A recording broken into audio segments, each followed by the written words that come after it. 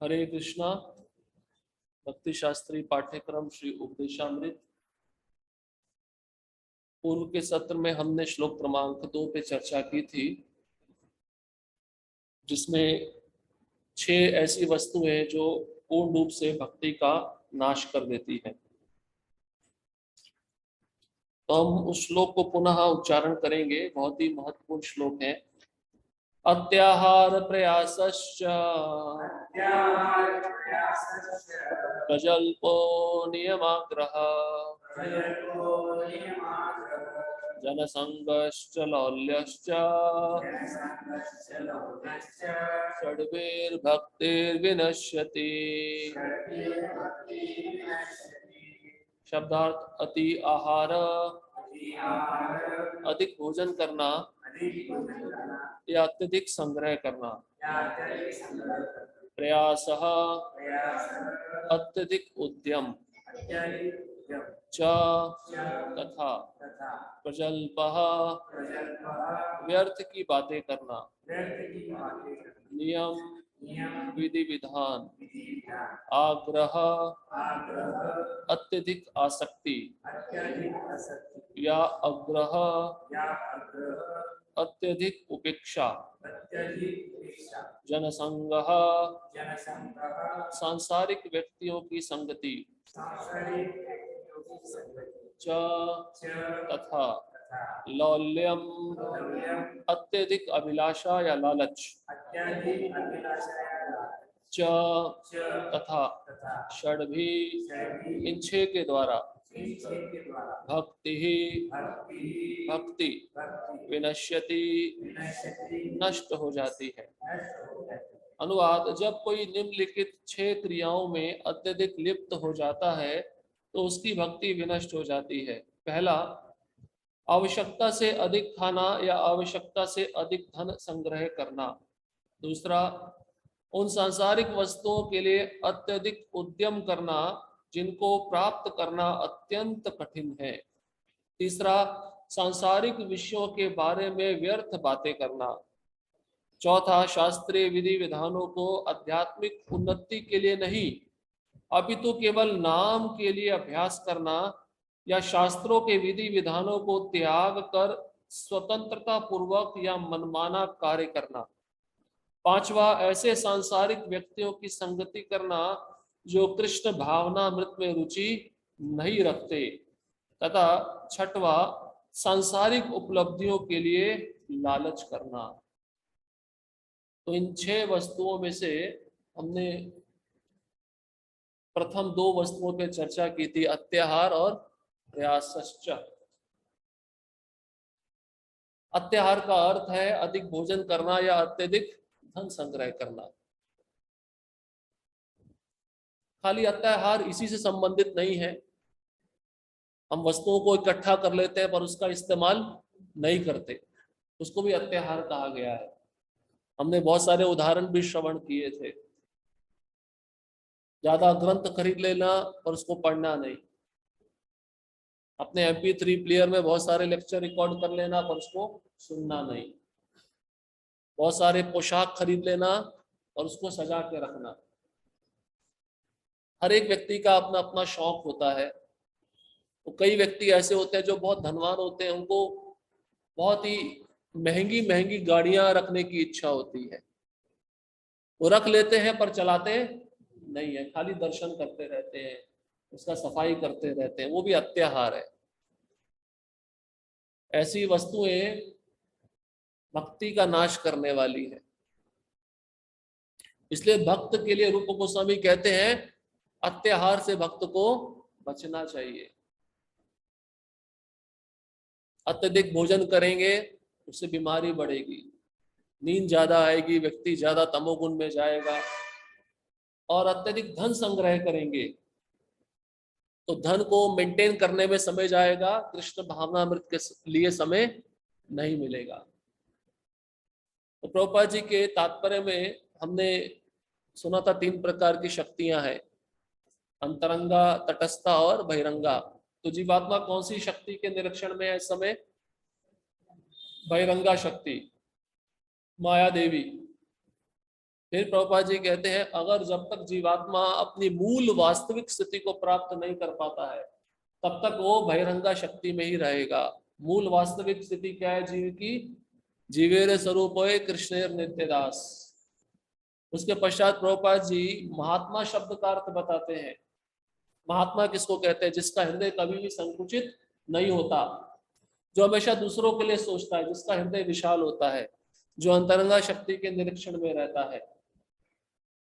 फिर श्रील प्रभुपाद जी ने कहा कि 4 प्रकार के जो दुख हैं, 3 प्रकार के कष्ट हैं, इस संसार में जीव को सताते रहते हैं। जीवात्मा को इन कष्टों से बाहर निकलना है तो उसको अत्याहार से बचना होगा। तो हम धन संग्रह करने पर व्यक्ति कौन कौन सी परेशानियों से जूझता है उस पर थोड़ा चर्चा करेंगे। थोड़ा अत्याहार प्रयास पे आज मैं थोड़ा और बोलूंगा, उसके पश्चात फिर प्रजल्प और नियमाग्रह पे जाएंगे। देखिए श्रीमद् भागवतम के 11वें स्कंद के 23वें अध्याय का 18वां और 19वां श्लोक है। 11.23.18 एंड 19, 11वां स्कंद 23वां अध्याय 18 और 19वां श्लोक। जो धन संग्रह करता है ज्यादा से ज्यादा 15 प्रकार के कष्ट उसके पीछे लग जाते हैं। और इस अध्याय का नाम है अवंती ब्राह्मण का गीत। अवंती ब्राह्मण बहुत धनवान था, पर एक भी पाई ना अपने लिए खर्च करता था ना दूसरों के लिए खर्च करता था। कहते कंजूस, माइजर। तो इसके धन को कुछ लुटेरों ने लूट लिया, कुछ कर ग्राहक, टैक्स लगाने वाले सरकारी लोगों ने लूट लिया। जब इसके पास कुछ नहीं रहा, अचानक से इसके अंदर वैराग्य आया और एक गीत गाने लगा। और ये गीत भगवान उद्धव जी को स्वयं बताए हैं। उसी गीत में ये 2 श्लोक हैं। स्तेयं हिंसा नृतम दंभ काम क्रोध स्मयो मदा भेदो वैरम विश्वास संस्पर्धा वैसनानि च एते पंचदशानर्था अर्थमूला मता नृणाम तस्माद् नर्तमर्थाख्यम श्रेयो अर्थी दूरस्त्यजेत। चोरी, हिंसा, असत्य भाषण, दुहरा बर्ताव, काम, क्रोध, चिंता, दर्प, झगड़ा लड़ाई, शत्रुता, अविश्वास, ईर्ष्या, स्त्रियों के द्वारा उत्पन्न संकट, जुआ खेलना तथा नशा करना, यह 15 दुर्गुण संपत्ति लोभ के कारण मनुष्यों को दूषित बनाने वाले हैं। यद्यपि ये दुर्गुण है किंतु लोग भ्रमवश इनको महत्व देते हैं। इसलिए जिस व्यक्ति को जीवन का असली लाभ उठाना हो वह अवांछित भौतिक संपत्ति से अपने को अलग रखे। वही बात यहाँ पे बताई जा रही है, अवांछित संपत्ति, अत्यधिक धन संग्रह करना। जो इससे बच जाएगा ये 15 प्रकार के कष्ट उसको नहीं सताएंगे। तात्पर्य अनर्थम अर्थाख्यम शब्द अर्थात अवांछित संपत्ति उस संपत्ति के सूचक है जिसे भगवान की सेवा में नहीं लगाया जा सकता। ऐसे फालतू धन या संपत्ति से मनुष्य में उपयुक्त दुर्गुण आ जाते हैं, अतएव इसका परित्याग करना चाहिए। तो पहला दुर्गुण क्या आता है? ज्यादा धन इकट्ठा करने से स्तेयम, स्तेयम मतलब चोरी। लालच बढ़ता जाता है ना, उसके कारण व्यक्ति और चोरी करेगा, वो संतुष्ट नहीं रह पाएगा। फिर कहते हैं हिंसा। अब जब धन नहीं मिल पा रहा है तो वो किसी को मारेगा। उसके बाद में असत्य भाषण, झूठ, ये ज्यादा धन संग्रह करने से आता है। ज्यादा पैसा इकट्ठा कर लिया तो जो सरकारी टैक्स देना होता है तो झूठ बोला जाता है, मैं इतना नहीं कमाता, इतना कमाता हूं। इसको कहते हैं असत्य भाषण। फिर दंभ, दंभ मतलब दोहरा बर्ताव। वो व्यक्ति अंदर से उसका स्वभाव कुछ और रहेगा, बाहर से कुछ और रहेगा, उसको कहते हैं दंभ। फिर संपत्ति रखने से काम पैदा होता है, काम मतलब विषय वासना। उस संपत्ति से उसकी इच्छा जागृत करेगी, इसको मैं कहाँ लगाऊं जिससे और भी मुझे पैसा मिल जाए, इसको कहते हैं काम, भौतिक इच्छा। फिर क्रोध, संपत्ति ज्यादा रखने से क्रोध कैसे आता है? कुछ ना कोई दुश्मन बन जाता है और दुश्मन का लिस्ट बनाता है, ये मेरी संपत्ति पे अधिकार जमा सकते हैं, इसलिए इनको कैसे खत्म किया जाए। स्मय, स्मय मतलब चिंता, ये तो स्वाभाविक है, ज्यादा धन रखने से चिंता ज्यादा सताएगी। संस्कृत में स्मय बोलते हैं, स्मय मतलब चिंता। फिर मदह, मदह मतलब घमंड, मैं बहुत बड़ा व्यक्ति हूं, मैं बहुत बड़ा पैसे वाला हूं। वो व्यक्ति समाज में, जाति में अपना पद को प्रतिष्ठित करने के लिए अनेक प्रकार के क्रियाकलाप करेगा, दिखावा करेगा, उसको कहते हैं मदह। भेद, भेद मतलब भेदभाव करेगा। कैसे भेदभाव करेगा? ये संपत्ति मुझे कहाँ लगानी है, कहाँ नहीं लगानी है। वैरम, वैरम मतलब शत्रुता पैदा हो जाएगी, अनेक शत्रु बन जाएंगे। और अविश्वास, विश्वास की कमी रहेगी, उसको घर के लोगों पे कभी विश्वास नहीं रहेगा, ये घर के लोग ही मेरा धन चुरा सकते हैं। और संस्पर्धा मतलब बराबरी की होड़, उसके पास मेरे से ज्यादा पैसा है तो मैं उतना पैसा और कैसे कमाऊं, कंपटीशन चलेगा। और वैसनानी, वैसनानी मतलब खतरा पैदा हो जाएगा, वो पैसे का व्यय कहाँ करेगा? जुआ, स्त्री और शराब, ये 15 प्रकार के पंचदशा अनर्था, 15 अवांछित वस्तुएं बताई गई है जो धन को ज्यादा इकट्ठा करने से आती है। इसलिए ज्यादा धन हो तो उसको कहाँ लगा देना चाहिए? कृष्ण की सेवा में लगा देना चाहिए। कोई लगाता है कृष्ण की सेवा में? कोई नहीं लगाता। प्रभुपाद जी कहते हैं, रूप गोस्वामी का हमें आदर्श अपने जीवन में उतारना चाहिए, 50% कृष्ण की सेवा में देना चाहिए। यहाँ पे कोई 10% नहीं देता है, 50% तो बहुत दूर की बात है।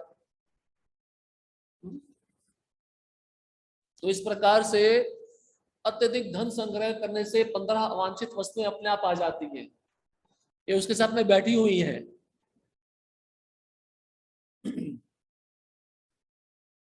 एक कहानी आती है अत्याहार की।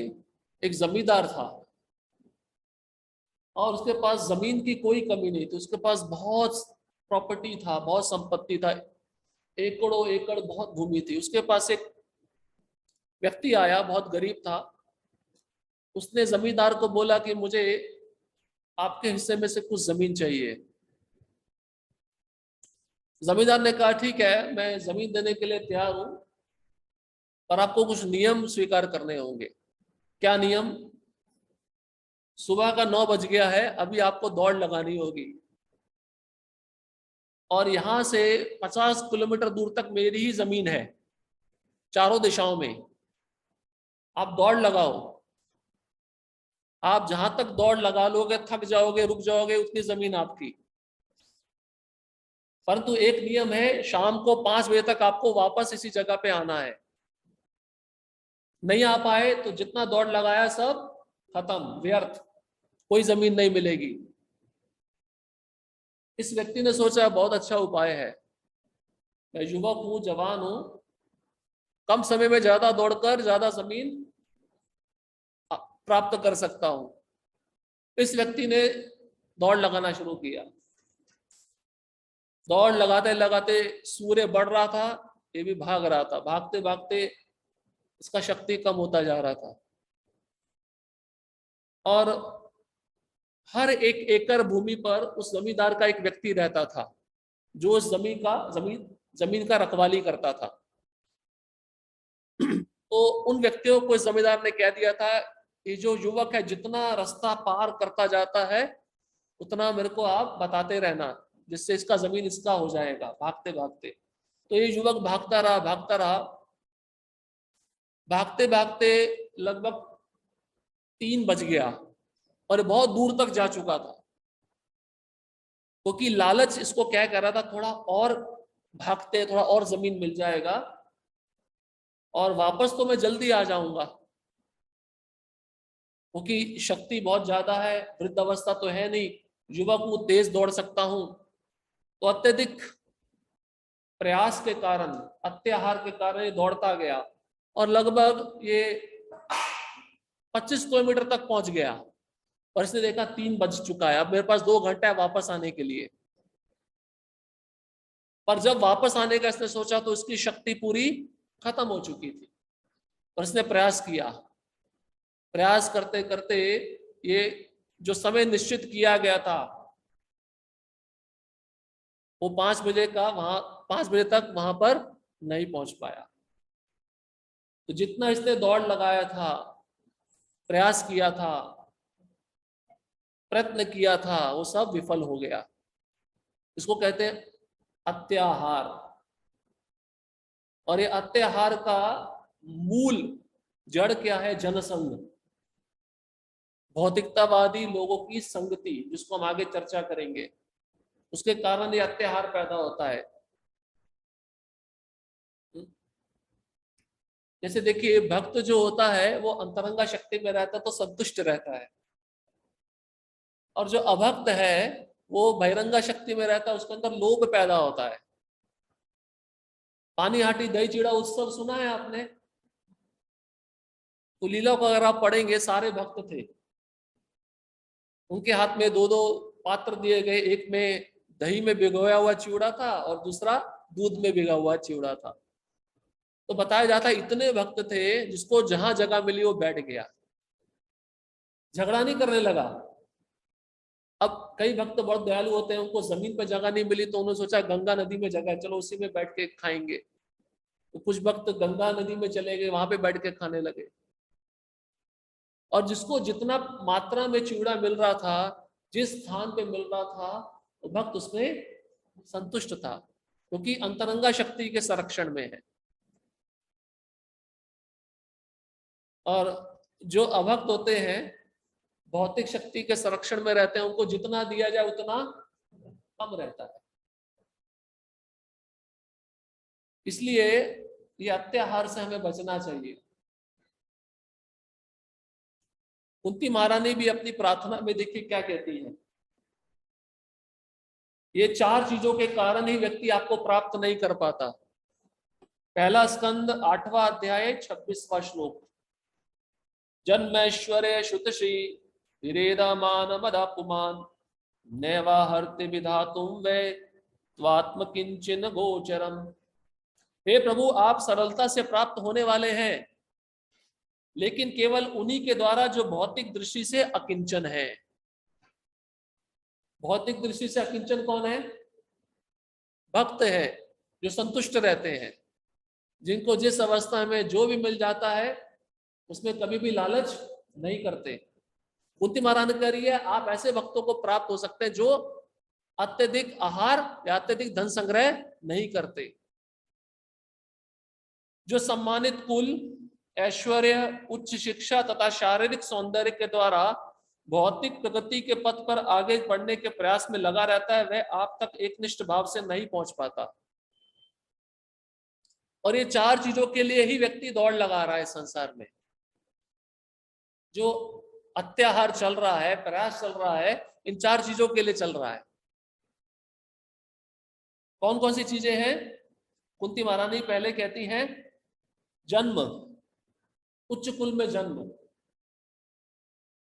व्यक्ति सोचता है ये पृथ्वी पे तो सुख सुविधा है, परंतु बहुत कम मात्रा में है, इससे भी अच्छी सुख सुविधा कहाँ मिलेगी? स्वर्ग में मिलेगी। इस स्वर्ग से पहले अमेरिका में मिलेगी, तो अमेरिका बीच में रह गया। और अमेरिका जाकर ये तो मलेच्छ और यवन जाति के लोग ही वहां पे रहते हैं, जो वैदिक संस्कृति के नियमों का पालन नहीं करते। तो व्यक्ति सोचता है मैं स्वर्ग जाके अच्छा सुख सुविधा प्राप्त कर सकता हूं। और पुनः पृथ्वी पे आऊंगा तो मुझे उच्च कुल में जन्म मिलेगा, ब्राह्मण कुल में जन्म मिलेगा। दूसरा कहते हैं ऐश्वर्य। ऐश्वर्य का यहाँ पे अर्थ है भौतिक संपदा, ज्यादा से ज्यादा धन संग्रह करना। अत्याहार व्यक्ति क्यों करता है? दूसरे को इंप्रेस करने के लिए। जैसे एक उदाहरण बताया जाता है, आजकल लोग सेविंग करके पैसा बचा के, ये ईएमआई बोलते हैं ना फ्लैट की किस्त चुकाते हैं, कर्जा ऊपर चढ़ जाता है, ये सब अत्याहार में आता है। तो एक व्यक्ति था, भक्त था, और रोज मंदिर आता था, बहुत मेहनत करके कमा के उसने 1 करोड़ सेविंग कर लिया था। उसने कुछ सोचा था, मैं इस 1 करोड़ को अच्छा इन्वेस्ट करूंगा जिससे मुझे ज्यादा पैसा मिल जाएगा।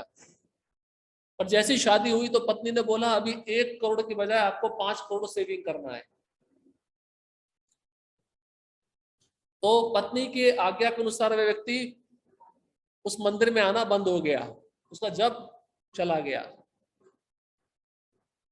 क्योंकि उसकी पत्नी की इच्छा ऐसी क्यों थी? क्योंकि आसपास के जितने भी लोकेलिटी में लोग रहते थे सब ज्यादा धन संपदा वाले थे।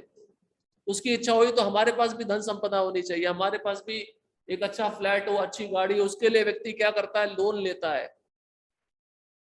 लोन का उसको हर महीने कुछ ना कुछ किस्त चुकानी पड़ती है, उसके कारण उसको ओवर टाइम करना पड़ता है। इसको कहते हैं वर्कहॉलिक। 12 घंटे व्यक्ति कार्य कर रहा तो उसको ज्यादा पैसे के लिए ज्यादा घंटा काम करना पड़ेगा, 16 घंटे काम करना पड़ेगा, तो उसको कहते हैं वर्कहॉलिक, अत्याहार। इसलिए बताते हैं नीड और लग्जरी। जो जरूरत है उसको आप इकट्ठा करोगे, उसमें खतरा नहीं है, पर ऐशो आराम को आप ज्यादा इकट्ठा करोगे उसमें ज्यादा खतरा है। हमारी जरूरत क्या है, हमारी आवश्यकता क्या है, वो हमें पहले जानना चाहिए, जिससे हमारी भक्ति भी बनी रहे और हम अत्यधिक उद्यम में भी ना लगे। ये जानना बहुत जरूरी है। इसलिए भक्त को बहुत बुद्धिमान होना चाहिए।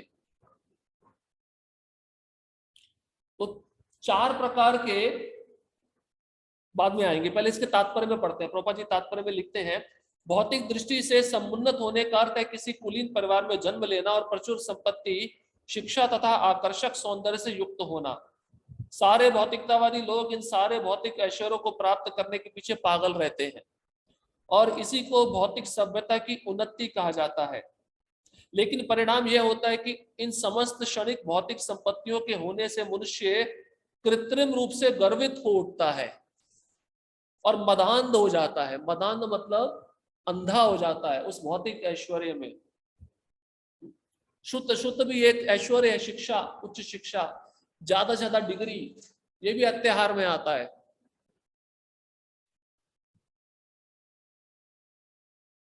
और तो कुंती महारानी कहती है श्रीभी, श्रीभी मतलब सुंदरता के स्वामित्व द्वारा।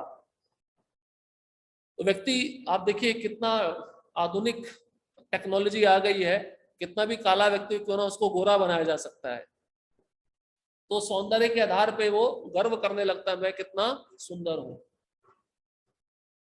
तो ये सब चीजें उस व्यक्ति को आर्टिफिशियली, कृत्रिम रूप से गर्वित बना देती है, मदान्ध बना देती है, जिससे वह कृष्ण को प्राप्त नहीं कर सकता। भौतिकता के नशे में चूर ऐसे लोग भगवान का पवित्र नाम लेने तथा भाव विभोर होकर हे गोविंद हे कृष्ण संबोधित करने में अक्षम हो जाते हैं। शास्त्रों में कहा गया है भगवान का पवित्र नाम एक बार भी लेने से पापी इतने पापों से मुक्त हो जाता है जितने वह कर भी नहीं सकता। लेकिन जब ये 4 वस्तुएं आती हैं तो जो भाव भगवान का नाम लेने में होना चाहिए वो भाव उस व्यक्ति में नहीं हो पाता। अकिंचन गोचर उसको बोलते जिसके पास कोई संपदा ही नहीं है, तो वो कैसे भगवान का नाम लेगा? वो तो असहाय रूप से लेगा, पूरा आश्रित होकर लेगा। अब जो गर्वीला व्यक्ति जिसके पास धन है, सुंदर शरीर है, उच्च शिक्षा है, उच्च कुल पर जन्म लिया है, वो भगवान का नाम कैसे लेगा? या तो लेगा नहीं, या तो लेगा तो आश्रय लिए बिना नहीं लेगा, गर्व के कारण लेगा। दिखावे के द्वारा लेगा। भगवान का पावन नाम लेने में इतनी शक्ति है, इस कथन में तनिक भी अतियुक्ति नहीं है। सचमुच भगवान के पवित्र नाम में ऐसी प्रबल शक्ति है, लेकिन ऐसा नाम लेने में गुणता चाहिए, क्वालिफिकेशन चाहिए, जो शुद्ध भक्तों में होता है। यह भाव की गुणता पर निर्भर करता है। एक असहाय व्यक्ति भगवान का नाम भाव विभोर होकर ले सकता है, लेकिन यदि उसी नाम को कोई भौतिकता से संपन्न व्यक्ति लेता है तो उसमें उतनी निष्ठा नहीं हो सकती। अंतर समझ रहे हैं? एक ऐसा भक्त जिसके पास कोई धन संपदा नहीं है, जैसे श्रीधर कोलावेचा, उनके पास कोई धन ही नहीं था, भगवान का नाम कैसे लेते थे? भाव विभोर होकर लेते थे, निष्ठा के साथ लेते थे, श्रद्धा के साथ लेते थे, उनकी आंखों से आंसू बहते थे।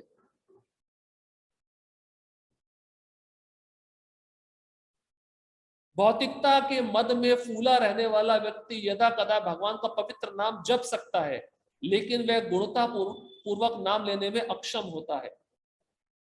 अतः भौतिक उन्नति के चार सिद्धांत, उच्च कुल, संपत्ति, उच्च शिक्षा, आकर्षक सौंदर्य, ये चारों आध्यात्मिक उन्नति के पथ में अग्रसर होने के लिए मानव अयोग्यताएं हैं। अगर मान लीजिए प्रभुपाद जी कहते हैं चारों योग्यताएं हैं भक्त के पास, उसका सुंदर शरीर है, उसके पास धन है, उच्च कुल पे जन्म लिया है, और ज्यादा शिक्षा प्राप्त की है, फिर भी गर्वीला नहीं है, तो ये भगवान की बहुत विशेष कृपा है उसके ऊपर। और वो जो धन कमा रहा है वह पूरा धन भगवान की सेवा में लगा रहा है, भगवान की उस पर विशेष कृपा है। तो उस भक्त को इन कर्मी की तुलना में नहीं गिना जा सकता, क्योंकि भक्त के ऊपर भगवान कृपा करते हैं, उसके जीवन में जो कुछ भी होता है भगवान की इच्छा अनुसार होता है। लेकिन जो कर्मी होता है, जो धनवान है, उसके पीछे उसके कर्मों का फल होता है। शुद्ध आत्मा का भौतिक आवरण बाह्य गुण है, जिस प्रकार ज्वर रुग्ण शरीर का बाह्य गुण होता है। सामान्य विधि यह है कि ज्वर की तीव्रता कम की जाए, ना कि उपचार द्वारा उसे बढ़ाया जाए। तो प्रभुपाद जी क्या कहना चाह रहे हैं? भौतिक संपदा ज्यादा है तो उसको भगवान की सेवा में लगाकर वो गर्वीलापन दूर किया जाए। अगर वो भौतिक संपदा ज्यादा बढ़ती जाएगी तो मदान्ध होता जाएगा। नल कुबर मणिग्रीव सुना आपने उदाहरण? दोनों कुबेर के पुत्र थे, हमारे पिता धनवान है, इसलिए ऐश्वर्य में आकर क्या कर रहे थे? गंगा नदी में स्त्रियों के साथ नग्न विहार कर रहे थे शराब पीकर। ये दूसरा उदाहरण है मदान्ध व्यक्ति का।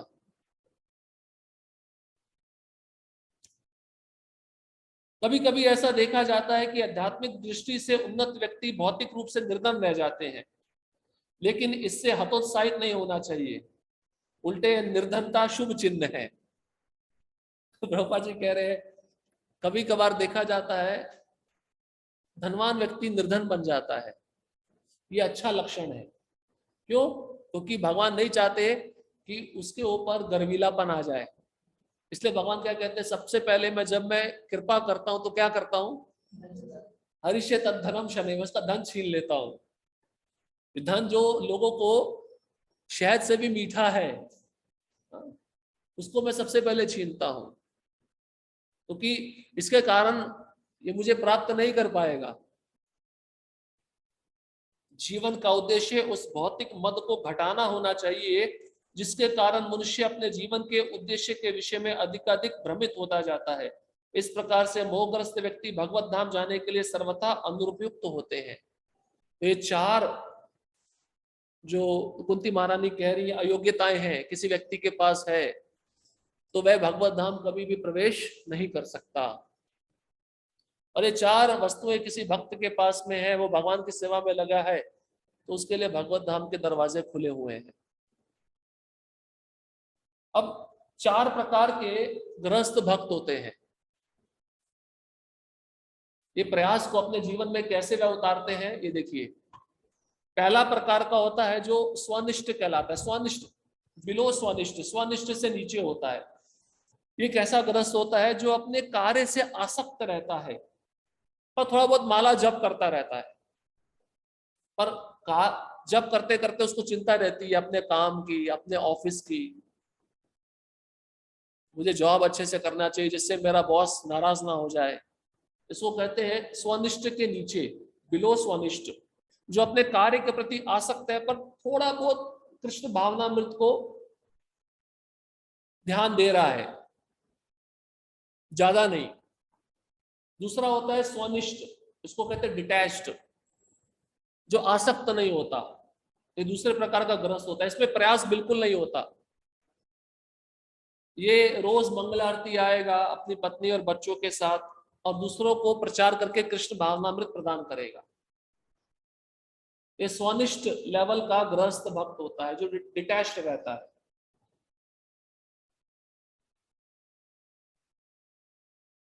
जो कार्य भी करेगा पर उसका मुख्य ध्यान कृष्ण भावनामृत की ओर रहता है और घर के अन्य सदस्यों को भी भक्ति में जोड़ता है। फिर तीसरा है परिनिष्ठ, जो परवाह नहीं करता समाज की, मुझे कोई भी काम करना पड़े मैं करूंगा, परंतु मेरा सबसे पहला ध्यान कृष्ण भावनामृत है। छोटे से छोटा काम करेगा, समाज उसका उपहास करेगा, उसके सगे संबंधी उसका उपहास करेंगे, उसका परवाह नहीं होता उसको। ये स्वनिष्ठ से भी ऊपर होता है, परिनिष्ठ कहते हैं इसको।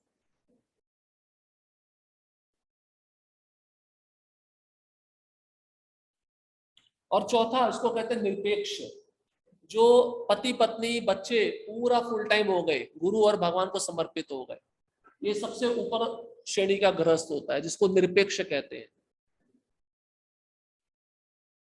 पति है, पत्नी है, बच्चे हैं, पूरा भगवान की सेवा में लगे हैं, निरपेक्ष बोलते हैं। तो पहले वाली जो श्रेणी बताई उसमें प्रयास रहता है, पर बाकी की 3 श्रेणी में प्रयास नहीं है, अत्याहार नहीं है।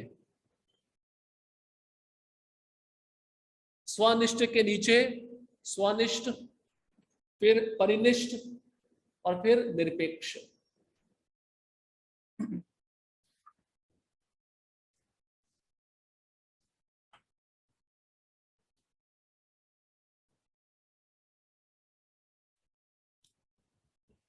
इसलिए अत्याहार और प्रयास से व्यक्ति को बचना चाहिए। प्रयास में हमने चर्चा किया था कर्म प्रयास, ज्ञान प्रयास, योग प्रयास। कर्म प्रयास क्या है? ज्यादा से ज्यादा काम करके पैसा कमाना, उसको कहते हैं कर्म प्रयास। योग प्रयास क्या है? ज्यादा से ज्यादा ग्रंथ पढ़ के ब्रह्म ज्योति में विलीन होना, जहां पे कोई सेवा नहीं है, सिद्धि की भावना रखना, ये योग प्रयास है। इससे भी बचना चाहिए भक्त को।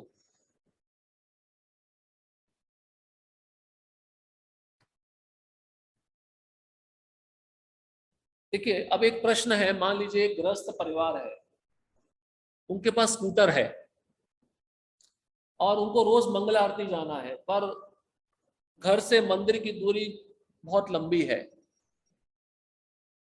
अगर वह कार खरीदते हैं मंदिर जाने के लिए तो यह त्योहार में आएगा या नहीं आएगा? क्यों क्यों नहीं आएगा? भगवान की सेवा में यूज कर रहे हैं, युक्त वैराग्य। आप संग्रह करो पर भगवान की सेवा के लिए, वो युक्त वैराग्य कहलाता है, वो अत्याहार में नहीं आएगा। जब आप अत्याहार कर रहे हो, उसका भगवान की सेवा में भी इस्तेमाल नहीं कर रहे हो और स्वयं की सेवा में भी इस्तेमाल नहीं कर रहे हो, तो अत्याहार बन जाएगा। इसलिए ऐसा गृहस्थ जो सोचे अभी गाड़ी की आवश्यकता है, जिससे हम उस गाड़ी को रोज मंदिर लेके जाएं, वापस लेके आए। आपने देखा होगा नई नई गाड़ी लेते हैं तो सबसे पहले अपने गुरु महाराज को बिठाते हैं। इसके पीछे क्या कारण है? गुरु महाराज बैठे के तो प्रसाद बन गया, फिर उसको हम महाप्रसाद के रूप में यूज कर सकते हैं। ये भावना होती है भक्त की, इसको अत्याहार नहीं कहा जाता। लेकिन वो वस्तु भगवान की सेवा में यूज होनी चाहिए, इस्तेमाल होनी चाहिए, फिर वो अत्याहार नहीं कहलाई जाएगी।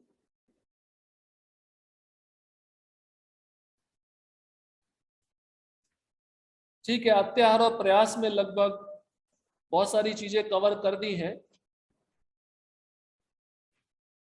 अब प्रभुपाद जी के तात्पर्य में आते हैं। हमने जहां पे छोड़ा था अब उससे आगे हम पढ़ेंगे। श्रीमद् भागवत 1.2.9 में श्री सूत गोस्वामी उचित मानव धर्म का वर्णन इस प्रकार करते हैं। धर्मस्य अपवर्गस्य नार्थो अर्थायोपकल्पते नार्थस्य धर्मकान्तस्य कामो लाभाय हि स्मृता। सारे धर्म निश्चित रूप से चरम मुक्ति के लिए है। उनका उपयोग कभी भी भौतिक लाभ के लिए नहीं करना चाहिए। साथ ही जो परम धर्म में लगा हुआ है उसे भौतिक लाभ का उपयोग इंद्र तृप्ति के अनुशीलन में नहीं करना चाहिए। तो ये गृहस्थ के लिए बताया गया है कि जो 4 पुरुषार्थ है, धर्म अर्थ काम मोक्ष, धर्म करना चाहिए भौतिक संपन्नता के लिए नहीं। वो भौतिक संपन्नता से मुक्त होने के लिए धर्म का आश्रय लेना चाहिए। इसका मतलब क्या है? भगवान के पास में जाकर कुछ भौतिक वस्तु की याचना नहीं करनी चाहिए। धर्म के द्वारा आपको जो अर्थ मिल रहा है वो इंद्र तृप्ति में नहीं लगाना चाहिए, वो भगवान की सेवा में लगाना चाहिए। इसलिए यहाँ पे बताया गया है सही धर्म का उपयोग मुक्ति पाना है। मुक्ति मतलब भगवान के धाम जाना। मानव सभ्यता का प्रथम चरण है शास्त्रों के आदेशानुसार धर्म का आचरण। मनुष्य की उच्चतर बुद्धि को मूलभूत धर्म समझने के लिए प्रशिक्षित करना चाहिए। मानव समाज में अनेक धार्मिक धारणाएं हैं जो हिंदू, ईसाई, हिब्रू, मुसलमान, बौद्ध इत्यादि नामों से अभिहित हैं, क्योंकि धर्म के बिना मानव समाज पशु समाज से श्रेष्ठ नहीं है। तो ये शास्त्र किसके लिए बनाए गए हैं? मनुष्यों के लिए। तो कुछ विधि विधान दिए गए शास्त्रों में जिसका मनुष्यों को पालन करना चाहिए, और धर्म का तो मुख्य रूप से पालन करना चाहिए। अब बहुत सारे लोग ये जो अलग अलग धर्म का लिस्ट यहाँ पे प्रभुपाद जी दिए हैं, हर एक इनके अपने अपने शास्त्र में कुछ विधि विधान बताए हैं, पर आप देखिए अभी उन सब विधि विधानों को मैनिपुलेट करके, उसका अर्थवाद करके, इंटरप्रिटेशन करके उसको गलत प्रयोग किया जा रहा है। जैसे प्रभुपाद जी कहते हैं जो बाइबल है उसमें जो 10 कमांडमेंट्स है, थौ शैल नॉट किल, पहला ही आदेश है जीसस का, यीशु का, कि आप किसी जीव की हत्या मत करो। अब ईसाई लोग क्या कहते हैं? मनुष्य को छोड़कर अन्यों में जीवात्मा है ही नहीं, इसलिए उनको मार के खाना चाहिए।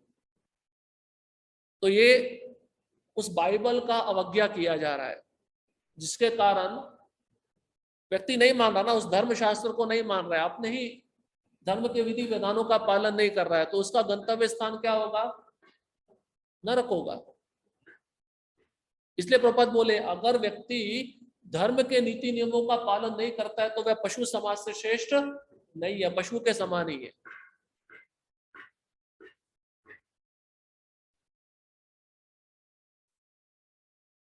जैसा कि ऊपर कहा गया, धर्म से अपवर्ग से नार्थायोपकल्पते, धर्म तो उत्थान के लिए, रोटी पाने के लिए नहीं है।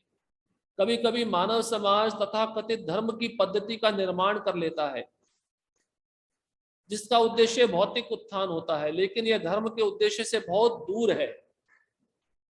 यतो मत ततो पथ, मन में जैसा आया वैसा धर्म स्वीकार कर लिया। बहुत सारे मनोकल्पित धर्म हैं जो शास्त्र के विरुद्ध हैं, शास्त्र की आज्ञा के अनुसार पालन नहीं किए जाते। ये जो अलग अलग यात्राएं होती हैं, मसोबा, खंडोबा, ये सब अपने मन से निर्माण की गई है। ये मनुष्य का कल्याण करने के लिए नहीं है, ये धर्म पे चलने के लिए नहीं है। ये कार्य करने से व्यक्ति का भौतिक उत्थान होता है लेकिन आध्यात्मिक उत्थान नहीं होता। इसलिए यहाँ पे बताया गया धर्म रोटी पाने के लिए नहीं है, धर्म का संबंध आत्मा के साथ है। अब धर्म है क्या? धर्मम तो साक्षात भगवत प्रणीतम, जो भगवान ने नियम बनाया उसको धर्म बोला गया। और प्रभुपाद जी फिर और क्लियर कर देते हैं, धर्म का अर्थ है सर्वधर्मान परित्यज्य मामेकम शरणम व्रजा, सब धर्मों को छोड़कर मेरी शरण में आओ, ये सबसे श्रेष्ठ धर्म है, इससे ऊंचा कोई धर्म है ही नहीं। और भगवान की शरण में आकर जीवात्मा को क्या करना चाहिए? उनकी सेवा करनी चाहिए। धर्म ईश्वर के नियमों का बोध कराता है, क्योंकि इन नियमों को ढंग से संपन्न करने पर मनुष्य भव बंधन से छूट जाता है। यही धर्म का असली प्रयोजन है। दुर्भाग्यवश लोग अत्याहार के वशीभूत होकर धर्म को भौतिक संपन्नता के लिए स्वीकार करते हैं। प्रभुपाद जी कहते हैं अत्याहार ज्यादा करने से लोग क्या कर रहे हैं? धर्म के वशीभूत होकर भौतिक संपन्नता चाहते हैं। अब इसका उदाहरण देखिए, बड़े बहुत सारे देवी देवता हैं, उनके पास जाकर व्यक्ति क्या याचना करता है? धनम देही, जन्म देही, सुंदरिम देही। अपने भौतिक संपन्नता को बढ़ाना चाहता है। जब भौतिक संपन्नता बढ़ेगी तो आप भव बंधन से मुक्त हो पाओगे? नहीं, आप बल्कि आपका भव बंधन और बढ़ता जाएगा। जो धर्म आपको भगवान के प्रति प्रेम नहीं सिखा रहा, वो धर्म धर्म नहीं है। इसलिए भागवतम में सब दूसरा श्लोक क्या है? धर्म प्रोजित कैतवः। कैतवा मतलब जो चीटिंग रिलीजन है, जो धोखा देने वाले धर्म है, भागवतम में उसको स्थान नहीं दिया गया।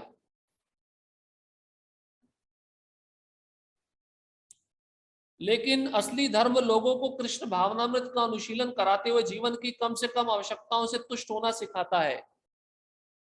हम जब भक्ति में नहीं थे, हम कितना पैसा बर्बाद करते थे, कितना समय बर्बाद करते थे, पर जैसे भक्ति में आए, भक्त सेविंग ज्यादा करता है ना, और ज्यादा समय कृष्ण भावनामृत में लगाता है। एक उदाहरण है, जैसे एक बहुत बड़े धनी कुल का लड़का है, शराब पीता है, सिगरेट पीता है, गलत संग करता है, तो शराब सिगरेट में ज्यादा पैसा खर्च होगा नहीं होगा? और मान लीजिए जैसे वो भक्तों के संग में आकर भक्त बन गया, उसका शराब का बुरा आदत चला गया, सिगरेट का बुरा आदत चला गया, वहां पे पैसा खत्म हो गया और वो पैसा बचाने लगा। पहले शराब सिगरेट के लिए पिता से पैसा मांगता था, पर जैसे भक्त बन गया उसने पैसा मांगना बंद कर दिया। तो इकोनॉमिकल है या नहीं है? और उसके बदले में उसका पिता भी भक्त बन गया, बेटे को देखकर जप करने लगा। तो कृष्ण भावनामृत ऐसा है, प्रभुपाद जी यही कह रहे हैं, कम से कम अत्याहार होना चाहिए भक्त का, और ज्यादा से ज्यादा समय का अनुशीलन कृष्ण भावनामृत के लिए होना चाहिए। अब प्रभुपाद जी कहते हैं भले ही हमें आर्थिक विकास की आवश्यकता हो, असली धर्म तो भौतिक अस्तित्व बनाए रखने के लिए कम से कम आवश्यकताएं प्रदान करने की अनुमति देता है। ठीक है, पैसे की जरूरत है, लेकिन शरीर को बनाए रखने के लिए क्या चाहिए? भोजन चाहिए 2 समय का। उतना तो व्यक्ति उतना कमा के खा सकता है, तो उसके लिए पैसा क्या ज्यादा आवश्यकता नहीं है। कम से कम आवश्यकताएं अगर हम रखेंगे तो हमारा शरीर भी टिक पाएगा और हम भगवान की सेवा ज्यादा कर पाएंगे। जीवन से तत्व जिज्ञासा, जीवन का असली उद्देश्य परम सत्य के विषय में जिज्ञासा करना है। अथा तो ब्रह्म जिज्ञासा, जीवन से तत्व जिज्ञासा, ये सूत्र दिए गए हैं। मनुष्य जीवन किसके लिए मिला है?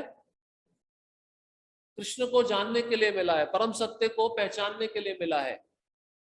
और इसको पहचानने के बजाय हम इस मनुष्य जीवन का उपयोग किस में कर रहे हैं? भौतिक इंद्र तृप्ति में कर रहे हैं, अत्याहार में कर रहे हैं, प्रयास में कर रहे हैं। यदि हमारा प्रयास परम सत्य के विषय में जिज्ञासा करना नहीं होगा, तो हम अपनी कृत्रिम आवश्यकताओं की पूर्ति के प्रयास में वृद्धि ही करेंगे। आध्यात्मिक साधक को संसारी प्रयास से बचना चाहिए। तो प्रभुपाद जी कहते हैं अगर हमने जिज्ञासा भगवान के लिए नहीं की, तो हमारा जो भी प्रयास होगा किसके लिए होगा? अपने शरीर के लिए होगा। अत्याहार किसके लिए होगा? अपने शरीर के लिए होगा, और ये फिर भक्ति की ओर हमको नहीं लेके जाएगा। अब प्रभुपाद जी प्रजल्प पे आ रहे हैं। प्रजल्प नियमाग्रह, दूसरा अवरोध प्रजल्प या व्यर्थ बोलना है। जब हम अपने कुछ मित्रों से मिलते हैं तो हम टर टर करने वाले मेंढकों की तरह तुरंत व्यर्थ बातें करना शुरू कर देते हैं। यदि हमें बातें करनी ही है तो हमें कृष्ण भावनामृत आंदोलन के विषय में बातें करनी चाहिए। जो लोग कृष्ण भावनामृत आंदोलन से बाहर हैं वह ढेरों समाचार पत्र, पत्रिकाएं तथा उपन्यास पढ़ने, पहेली बुझाने तथा व्यर्थ के कार्य करने में रुचि दिखाते हैं। इस प्रकार लोग अपना अमूल्य समय तथा शक्ति व्यर्थ ही गंवाते हैं। पाश्चात्य देशों में वृद्ध लोग सक्रिय जीवन से अवकाश प्राप्त करने पर ताश खेलते हैं, मछली मारते हैं, टेलीविजन देखते हैं और व्यर्थ की सामाजिक आर्थिक योजनाओं पर बहस करते रहते हैं। प्रजल्प के अंतर्गत ये सभी तथा अन्य क्षुद्र कार्यकलाप सम्मिलित हैं। बुद्धिमान व्यक्ति जिनकी रुचि कृष्ण भावनामृत में है उन्हें ऐसे कार्यों में कभी कोई भाग नहीं लेना चाहिए। अब प्रभुपाद जी क्या कह रहे हैं, जब भी हम अपने मित्रों से मिलते हैं क्या करते हैं, मेंढक की तरह टर टर बोलने लगते हैं। तो प्रभुपाद जी आप निर्देश दे रहे हैं कि हमें मेंढकों की तरह नहीं बोलना चाहिए, हमें कृष्ण के बारे में बोलना चाहिए। और जो अभक्त रहता है संसार में उसके लिए बोलने का विषय, सुनने के विषय हजारों हैं। भागवतम दूसरा स्कंद पहला अध्याय दूसरा श्लोक 2.1.2 श्रोतव्यादि राजेंद्र नृणाम संति सहस्त्रशा अपश्य आत्मतत्वम ग्रहेषु ग्रह मेदिनाम। सुखदेव गोस्वामी राजा परीक्षित को कहते हैं, हे सम्राट, भौतिकता में उलझे उन व्यक्ति जो परम सत्य विषय ज्ञान के प्रति अंधे हैं, मतलब कृष्ण को नहीं समझना चाहते, उनके पास मानव समाज में सुनने के लिए अनेक विषय होते हैं, है या नहीं है।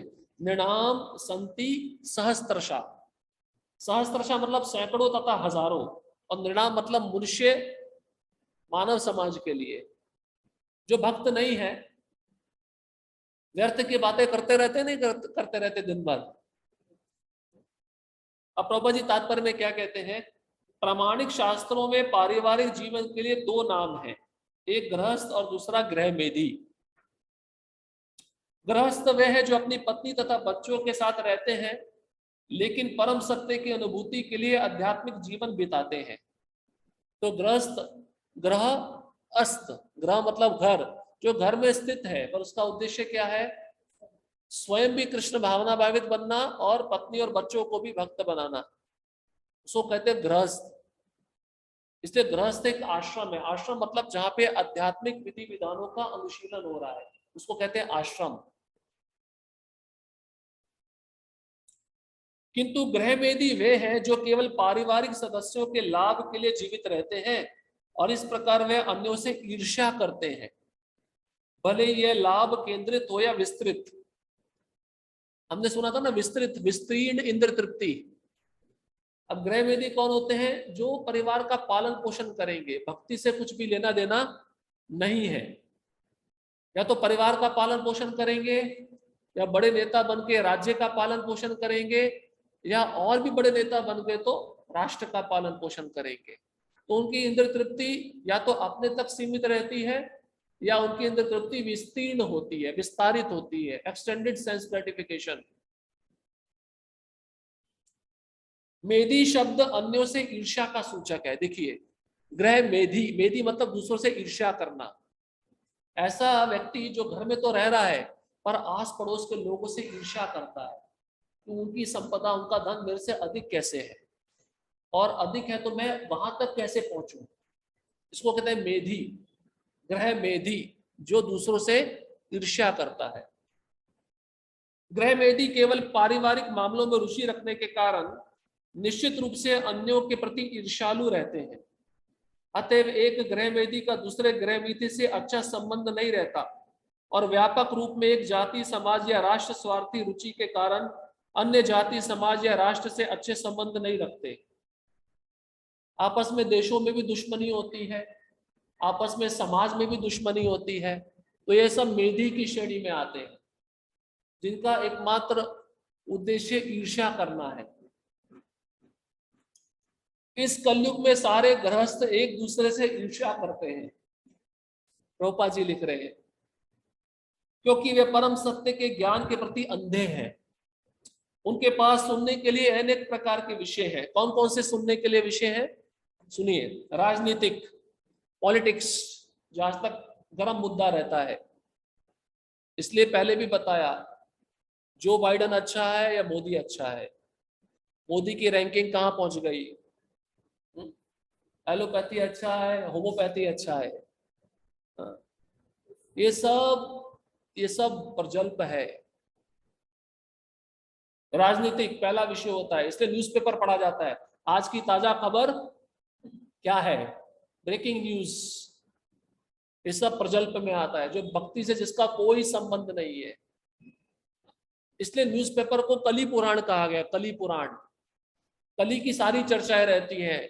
कहाँ कहाँ लुटेरों ने डकैती डाली, कहाँ किसका मर्डर किया, कहाँ किसका रेप हुआ, वही चीजें पढ़ के हम अपने माइंड में रखते हैं, उसका चिंतन करते हैं और मन विचलित होता है। इसलिए कली पुराण नहीं पढ़ना चाहिए। सुबह सुबह कली पुराण का ही दर्शन होता है। स्पेशल व्यक्ति साइकिल पे आके आपको कली पुराण डिलीवर करता है, आपको कहीं जाने की जरूरत नहीं होती। माया देवी के पास बहुत सारे शस्त्र हैं आपको अपने पास में रखने के लिए। दूसरा है वैज्ञानिक। वैज्ञानिक मतलब आजकल के साइंटिस्ट क्या नया खोज रहे हैं। इसरो वाले सूर्य पे जाने वाले हैं, कब जाएंगे सूर्य पे? चंद्रयान क्यों सफल नहीं हो पाया? फिर सामाजिक सामाजिक विषय में रहते हैं, समाज में रह रहे हैं, आसपास क्या घटना घट रही है, वो भी एक विषय है सुनने के लिए। आर्थिक इत्यादि, ऐसे कौन से शेयर पे पैसा लगाया जाए जिससे उस शेयर का दाम भविष्य में बढ़ जाए और मैं माला माल हो जाऊं, प्रजल्प। अब प्रभुपाद जी कहते हैं, लेकिन अल्प ज्ञान के कारण वे जीवन के घोर कष्टों, जन्म मृत्यु जरा तथा व्याधि के दुखों की परवाह नहीं करते।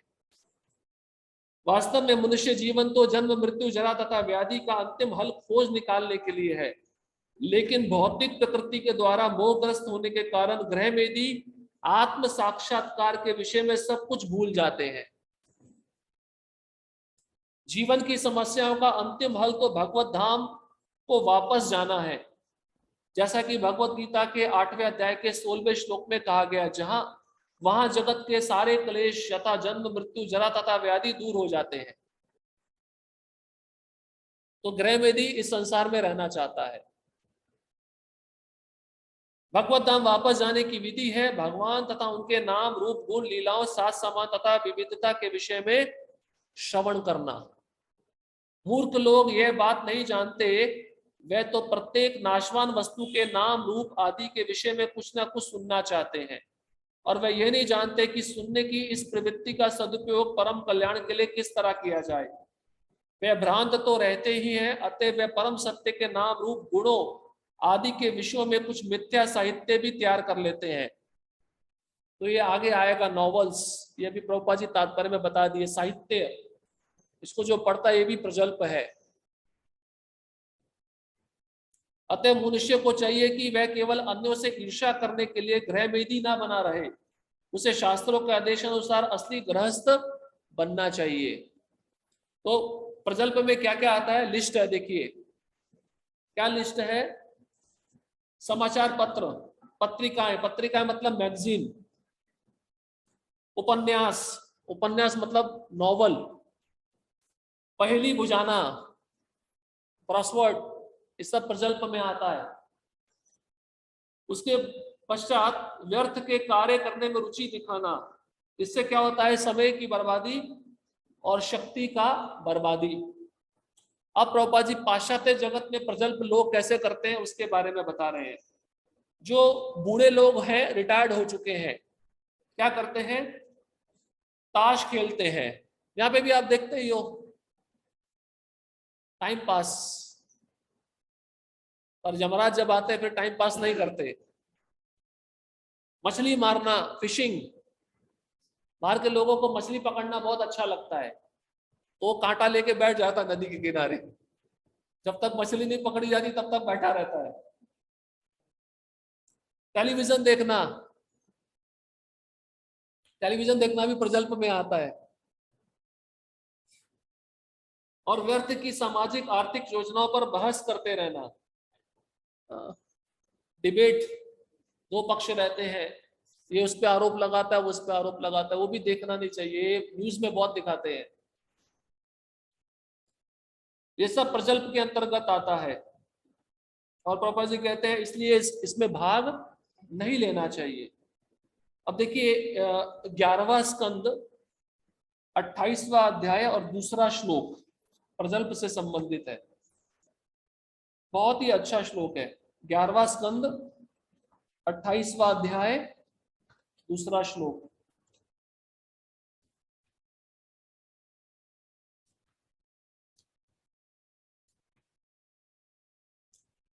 परस्वभाव कर्माणि यः प्रशंसति निंदति स आशु भ्रश्यते स्वादात् तत्सत्याभिनिवेशतः।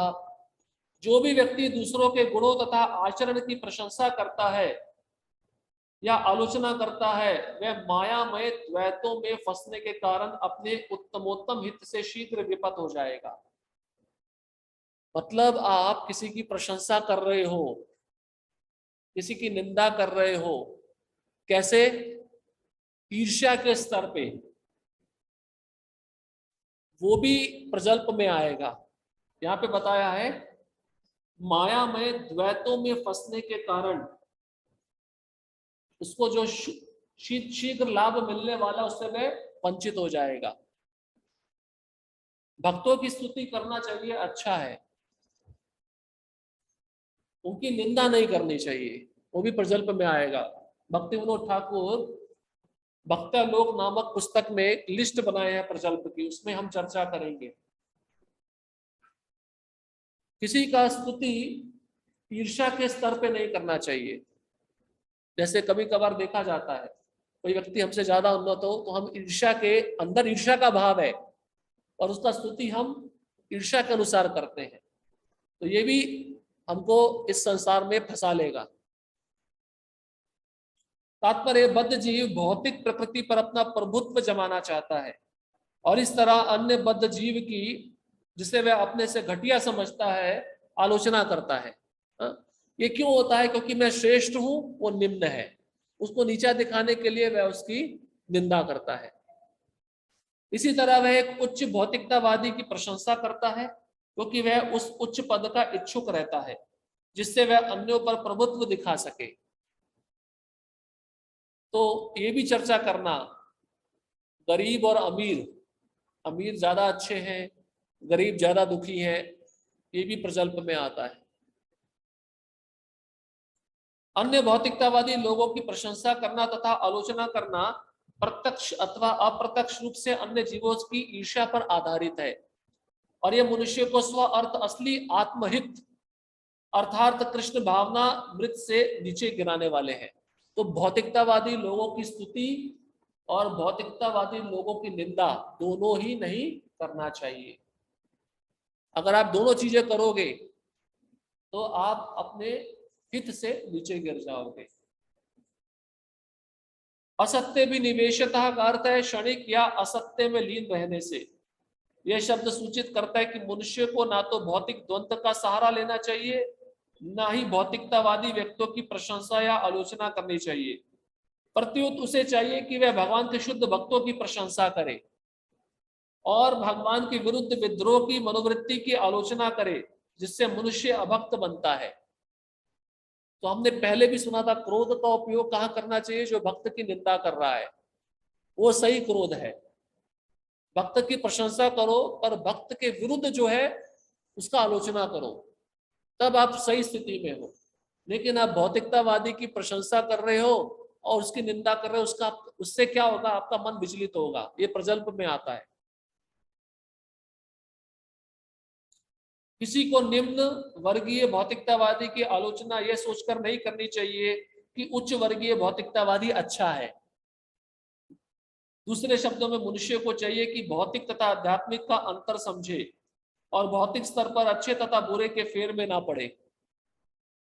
उदाहरणार्थ, ईमानदार व्यक्ति नागरिक स्वतंत्रता तथा बंदी जीवन के अंतर को समझता है, जबकि मूर्ख कैदी सुविधाजनक तथा असुविधाजनक जेल की कोठरियों का अंतर जानता है। जिस तरह मुक्त नागरिक के लिए बंदी गृह की कोई भी अवस्था स्वीकार्य नहीं, उसी तरह मुक्त कृष्ण भावनामृत भक्त के लिए कोई भी भौतिक पद स्वीकार्य नहीं है। तो दो चीजें बताई जा रही है। एक तो जो जेल में कैदी रहता है वो केवल जेल के बारे में जानता है, जेल की कोठरियों के बारे में जानता है, और एक मुक्त आदमी है जो जेल से बाहर है, उस समाज के बारे में जानता है, उस देश के बारे में जानता है।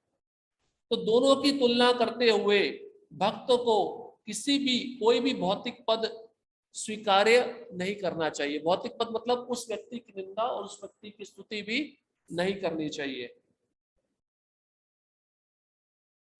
बल्कि क्या करना चाहिए, अगर आपको उनका अच्छा हित करना है तो दोनों को एक साथ लाके हरिनाम कराओ। भक्ति सिद्धांत महाराज आगे लिख रहे हैं, वे कहते हैं बद्ध जीवों को उनकी भौतिकतावादी प्रतिष्ठाओं के आधार पर विभेदित करने की बजाय उन्हें भगवान नाम कीर्तन करने के लिए एक दूसरे के निकट लाना चाहिए और चैतन्य महाप्रभु के संकीर्तन आंदोलन का प्रसार करना चाहिए। कोई अभक्त या निम्न कोटि का ईर्ष्यालु भक्त कभी भी लोगों को भगवत प्रेम के स्तर पर एक करने में रुचि नहीं रखता, अपितु वह साम्यवादी, पूंजीवादी, श्वेत, श्याम, धनी, निर्धन, उदार तथा कट्टर जैसी भौतिक उपाधियों पर बल देकर उन्हें व्यर्थ ही विलप करता रहता है। तो प्रभुपाद जी ने कार्य किया, जितने भी देश हैं उन सब देशों के लोगों को एक साथ लाकर हरिनाम प्रदान किया। ये प्रजल्प से ऊपर उठकर सही सिद्धि प्राप्त करने का साधन है।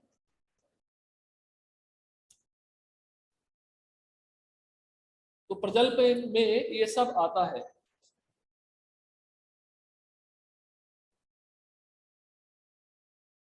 और दूसरों के विषय में कुछ बुरा भी बोलना नहीं चाहिए। प्रजल्प में और भी क्या आता है, आज मौसम साफ है, कल बारिश होगी नहीं होगी, क्लाइमेटिक कंडीशन, ये भी हमें नहीं करना चाहिए। भक्त को बातचीत करने से पहले सोचना चाहिए मैं क्या बोलने जा रहा हूं, ये जो मैं बोल रहा हूं दूसरे के लिए हितकर है या नहीं है। इसलिए प्रभुपाद जी कहते हैं गीला मल हो या सूखा मल हो, मल तो मल ही है।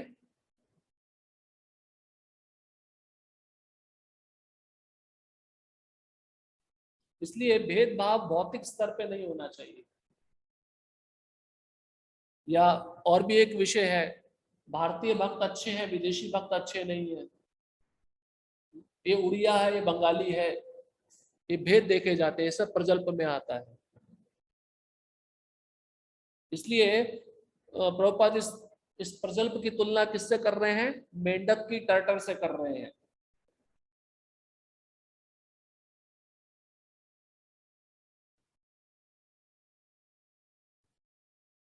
भागवतम पढ़ने से विश्व एक हो सकता है, पर न्यूज़पेपर मैगजीन पढ़ने से माइंड डिस्टर्ब हो सकता है। इसलिए प्रभुपाद जी ने सब लोगों को एक साथ लाकर हरिनाम दिया, भागवतम दिया।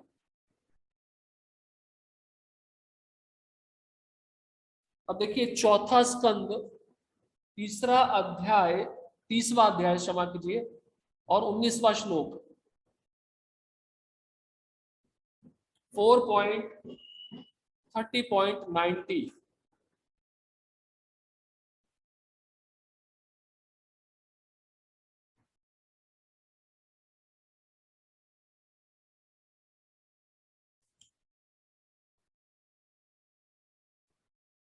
जो भी शुभ कार्य में लगा है,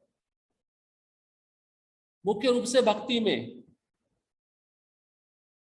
वह समझ लेता है कि भगवान ही भोगता है और सारे कार्य उनकी प्रसन्नता के लिए किए जाने चाहिए, और वह भक्त वैसा ही कार्य करता है, अपने कर्मों का जो फल है वह भगवान को अर्पित करता है। इस तरह से वह अपना जीवन व्यतीत करता है भगवान के संग में, भगवान की भक्ति करते हुए। ऐसा गृहस्थ भक्त, किसी भी आश्रम में रहने वाला भक्त जब अपना समय ऐसे व्यतीत करता है भगवान के बारे में चर्चा करके, भगवान के बारे में श्रवण करके, ऐसा व्यक्ति अगर पारिवारिक जीवन में भी रहता है तब भी वह अपने कर्म फलों से प्रभावित नहीं होता। हमने जब हम ईशोपनिषद पढ़ रहे थे, हमने एक उदाहरण सुना था स्वयंभू मनु का। इतने बड़े सम्राट थे, जब सुबह उठते थे तो शनाई बजाई जाती थी कृष्ण के प्रसन्नता के लिए, उसको संगीत बजाया जाता था, भजन गाए जाते थे, हरि नाम सुनते सुनते वो उठते थे और हरि नाम की कथा कथा सुनते सुनते उनका पूरा जीवन, पूरा दिन व्यतीत होता था। और रात को सोने से पहले भी भगवान का कीर्तन करते करते वह सोते थे। तो इस प्रकार से जब भक्त अपना पूरा दिन, पूरा जीवन भगवान की सेवा में व्यतीत करता है, चाहे वह पारिवारिक जीवन में रह रहा है, तभी वह मुक्त अवस्था में है। देखिए यहाँ पे एक शब्द आया, ग्रहेश्वा विशताम चापी पुंसाम कुशल कर्मणाम मद वार्ता यथा यमनाम ना बंध्याय ग्रहमता। ना बंधाए मतलब वो बंधता नहीं है गृहस्थ जीवन में, पर एक कंडीशन है, उसको भगवान की सेवा निरंतर करते रहना चाहिए। अब उसके तात्पर्य में प्रभुपाद जी रूप गोस्वामी के द्वारा भक्ति रसामृत सिंधु का एक श्लोक कोट किए हैं। इहा यस्य हरिर्दास्य कर्मणा मनसा गिरा निखिलाश्वस अपि अवस्थासु जीवन मुक्त स उच्यते। जिसने अपने को भगवान कृष्ण की सेवा में लगा दिया है, अपनी संपत्ति को भगवान कृष्ण की सेवा में लगा दिया, अपने वाणी को, अपनी बुद्धि को, उसके पास जो कुछ है उसने सब कुछ कृष्ण की सेवा में लगा दिया, ऐसा गृहस्थ व्यक्ति मुक्त अवस्था में रहता है, उसको जीवन मुक्त कहा जाता है। चाहे वह घर में रह रहा है और उसने घर का सारा सामग्री है अपने को कृष्ण की सेवा में लगा दिया। भक्ति विनोद ठाकुर एक गीत भी गाए हैं ना, मानस देह गेह जो किछु मोर अर्पिलु तुआ पदे नंद किशोर। ये शरीर, देह, गेह मतलब घर, आपत्य सुत, आपत्य मतलब पत्नी, सुत मतलब पुत्र, ये सब आपकी सेवा में लगाता हूं। जन्मिलु तुआ पदे नंद किशोर, आपके सेवा में समर्पित करता हूं। ऐसा ग्रस्त मुक्त जीव कहलाता है, उसको फिर कर्म का फल नहीं मिलता।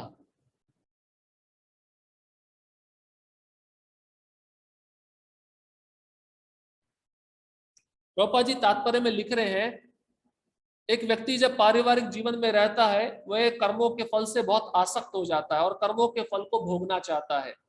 लेकिन जो भक्त होता है वह जानता है कृष्ण ही भोगता है, कृष्ण ही परम मालिक है, भोक्ताराम यज्ञ तपसाम सर्वलोक महेश्वरम।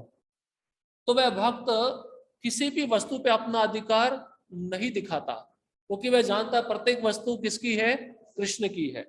इसलिए वह बंधता नहीं, इसलिए वह भगवान के बारे में हमेशा सोचता है और भगवान के लिए ही बिजनेस करता है, कार्य भी करेगा, उसमें से आधा भगवान को समर्पित करेगा। इसलिए वह भौतिक जगत में रहकर अपने परिवार बच्चों के साथ में कभी भी बंधता नहीं है।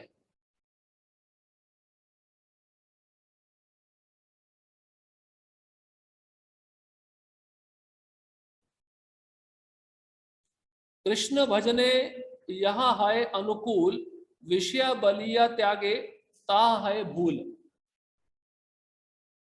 अगर कोई बहुत निपुण है और उसने प्रत्येक वस्तु को भगवान की सेवा में लगा दिया है और भौतिक जगत को छोड़ दिया है, तो वह बुद्धिमान है। परंतु वस्तुओं को अपने पास में रखकर, अपना समझकर वह भगवान की सेवा में नहीं लगा रहा है, तो सबसे बड़ा ब्लंडर है, सबसे बड़ा व्यक्ति धोखेबाज धोखेबाज व्यक्ति है वो।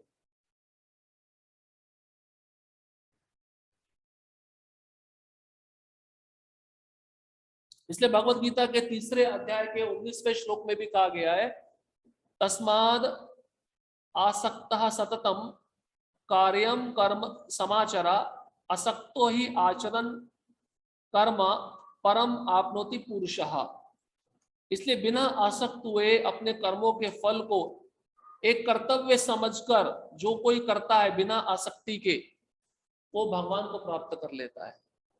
इसलिए गृहस्थों को चाहिए कि बिना आसक्त हुए अपने घर की प्रत्येक वस्तु को वह भगवान को समर्पित करे, तो उनके लिए भगवत प्राप्ति का मार्ग बहुत आसान हो जाता है।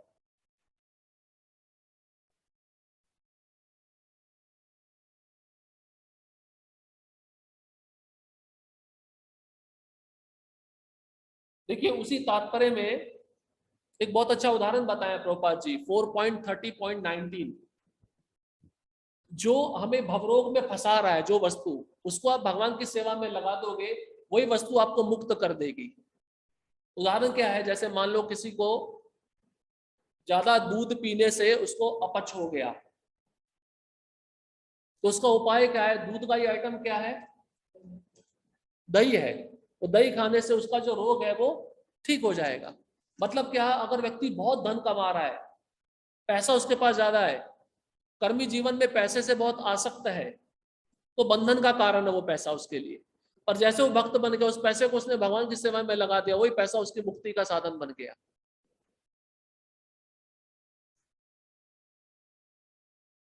इसलिए पापा जी कहते हैं ग्रह मेदी मतलब डिजीज्ड, और ग्रस्त मतलब क्यूरनेस।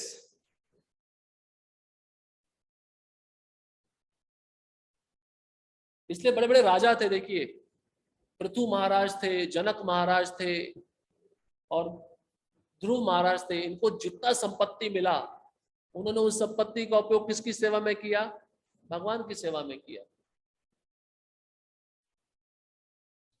अब भक्त्यालोक नामक ग्रंथ में भक्तिविनोद ठाकुर प्रजल्प के कुछ और विभाजन बता रहे हैं। कहते हैं यूजलेस टॉक, ऐसी बातचीत जिसका कोई अर्थ नहीं है, उसको भी प्रजल्प बोला गया है। फिर आर्गुमेंट, आर्गुमेंट कहते हैं वाद विवाद। मान लीजिए आप किसी से बातचीत कर रहे हो और सामने वाला व्यक्ति आपकी बातों से संतुष्ट नहीं है, वो आपको कॉन्ट्रैक्ट करने के लिए कुछ नया बात बोलेगा, फिर आप उसका उत्तर दोगे, वो मानेगा नहीं, ऐसे आर्गुमेंट शुरू हो जाता है, वाद विवाद। ये भी प्रजल्प में आता है। गॉसिप, गॉसिप मतलब एक ग्रुप बैठा है, आपस में मजाक कर रहा है, चर्चा भौतिक विषय पर चर्चा कर रहा है, पर कृष्ण से उसका कुछ भी लेना देना नहीं है, ये भी प्रजल्प में आता है। फिर डिबेट, दो पार्टी है अपोजिट, एक टॉपिक लिया, उस पर चर्चा कराया, ये डिबेट सब प्रजल्प में आता है। फिर फॉल्ट फाइंडिंग, भक्तिविनोद ठाकुर कहते हैं दूसरों में दोष देखना, ये भी प्रजल्प है। स्पीकिंग फॉल्सहुड, झूठ बोलना, ये भी प्रजल्प में आता है। और ब्लेस्फेमिंग डिवोटीज, भक्तों की निंदा करना, ये भी प्रजल्प में आता है।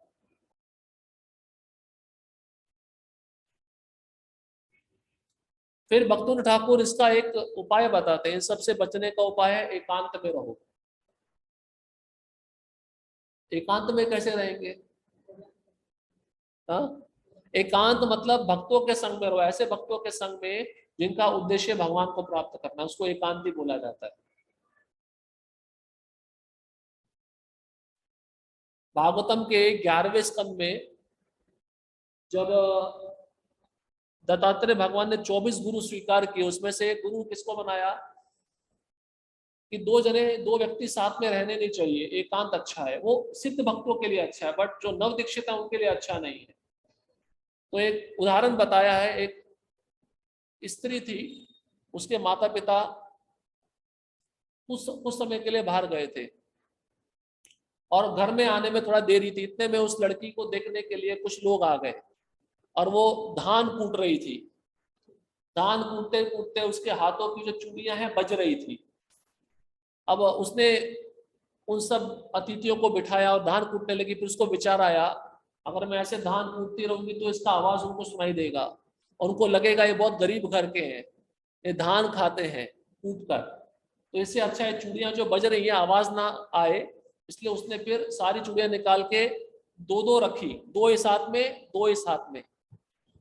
फिर भी वो धान कूटने लगी तो फिर भी आवाज आ रही थी, क्योंकि दो दो कंगन भी आपस में बजेंगे ना। तो उसने फिर इस हाथ से एक कंगन निकाल दिया, इस हाथ से एक कंगन निकाल दिया, एक एक कंगन रह गया, फिर वो धान कूटने लगी जिससे आवाज नहीं आ रही थी। तो दत्तात्रेय भगवान कहते हैं मैंने इससे क्या शिक्षा लिया, एकांत में रहो, क्योंकि संग में रहोगे तो वाद विवाद ज्यादा बढ़ेगा। परंतु ये कृष्ण भावनामृत भक्तों के लिए नहीं है। हम इतना उन्नत स्थिति में नहीं पहुंचे कि एकांत में रहने की हमारी क्षमता हो जाए। इसलिए प्रभुपाद जी कहते हैं हर कोई हरिदास ठाकुर की तरह 3 लाख नाम जप नहीं कर सकता, इसलिए उसको भक्तों का संग चाहिए। और प्रजल्प में क्या आता है, 6 प्रकार के दर्शन, पूर्व मीमांसा, कर्म मीमांसा, उत्तर मीमांसा, ये जो 6 प्रकार के दर्शन है, इसके 6 प्रकार के टीचर्स भी हैं। जैसे कर्म मीमांसा का जैमिनी है। कर्म मीमांसा का आपको पहले उदाहरण दिया था, ये कर्म पे ज्यादा बल देते हैं। आप पुण्य कर्म करो स्वर्ग जाओगे, स्वर्ग से पृथ्वी पे आओगे, फिर और पुण्य कर्म करो फिर स्वर्ग जाओगे। इसको कहते हैं वेदवाद रता। कृष्ण भी गीता में बोले हैं, ये वेदवाद रता जो लोग होते हैं, ये वेद में अलंकारमयी भाषा से आकृष्ट हो जाते हैं और स्वर्ग में जाना ही सब कुछ उनका जीवन का उद्देश्य होता है। ये कर्म मीमांसिक लोग होते हैं। उदाहरण के रूप में ये 2 उदाहरण देते हैं राम के, भगवान राम के विषय में, कि भगवान राम की जब पत्नी रावण चुरा ले गया, तो देखो भगवान कैसे रो रहे हैं, ये भी कर्म के वशीभूत हैं, क्योंकि अपनी पत्नी के विरह में रो रहे हैं। और इतना रो रहे हैं कि वृक्षों से, लताओं से, पत्तियों से पूछ रहे हैं। तो देखो भगवान भी कर्म के वशीभूत होकर, इनको भी कर्म भोगना पड़ता है, कर्म का फल भोगना पड़ता है। फिर दूसरा उदाहरण देते हैं कृष्ण का। कृष्ण पे समंतक मणि चुराने का आरोप लगाया गया था, तो भगवान ने वो आरोप को झूठा साबित करने के लिए वो मणि वापस लेकर आए थे। तो भगवान भी चोर बन गए, देखो समंतक मणि चुराया था। भगवान कभी चोर नहीं बनते, भगवान पे किसी प्रकार के कर्म का फल नहीं लगता। तो ये कर्म मीमांसिक लोग इस पे ज्यादा बल देते हैं, ये भी प्रजल्प में आता है। इन 6 प्रकार की फिलॉसफी की तरफ ध्यान नहीं देना चाहिए।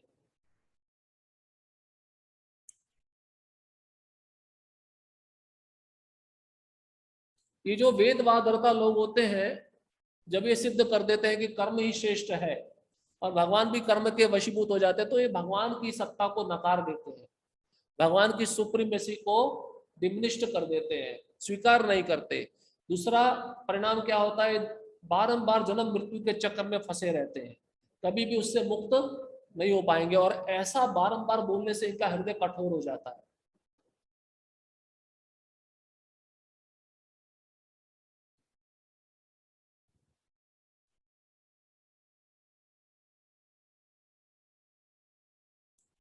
तो भक्तों की निंदा भी नहीं करनी चाहिए।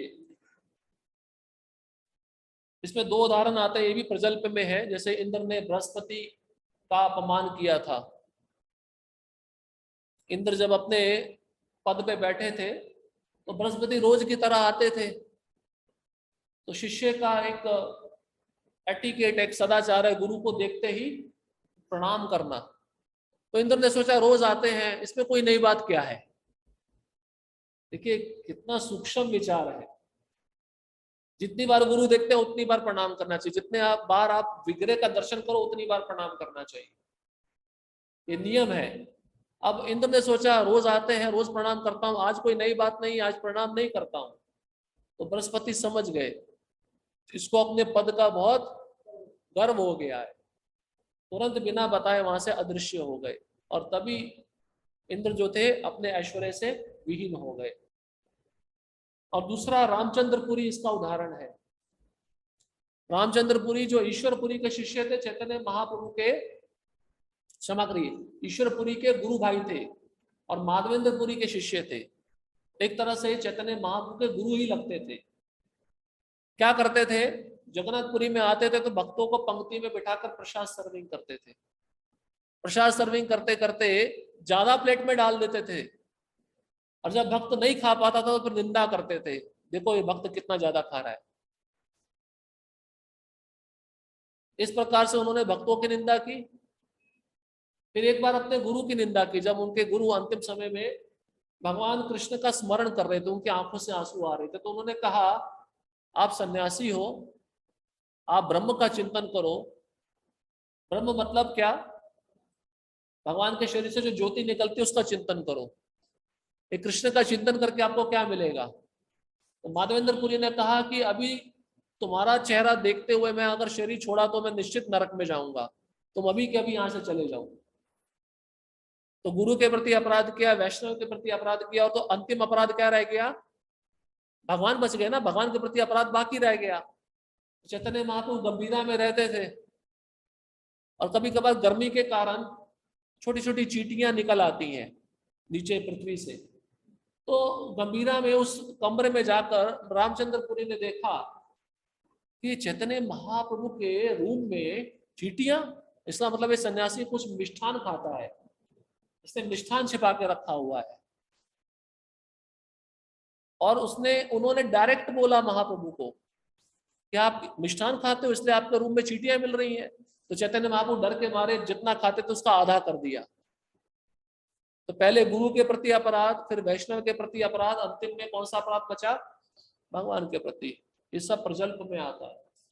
भक्ति ठाकुर इसका लिस्ट बताए, जैसे भी बताया, फॉल्ट फाइंडिंग इन अदर्स और ब्लेस्फेमिंग डिवोटीज, ये प्रजल्प में आता है। जहां पे निंदा हो रही हो, जहां पे इस प्रकार का प्रजल्प हो रहा हो, वहां से तुरंत कान बंद करके चले जाना चाहिए। अगर हमने सुना तो हमारी भक्ति को ये नष्ट कर देगा, पूरा हमारी श्रद्धा को खत्म कर देगा। इसलिए देखिए 10वां स्कंद 4वां अध्याय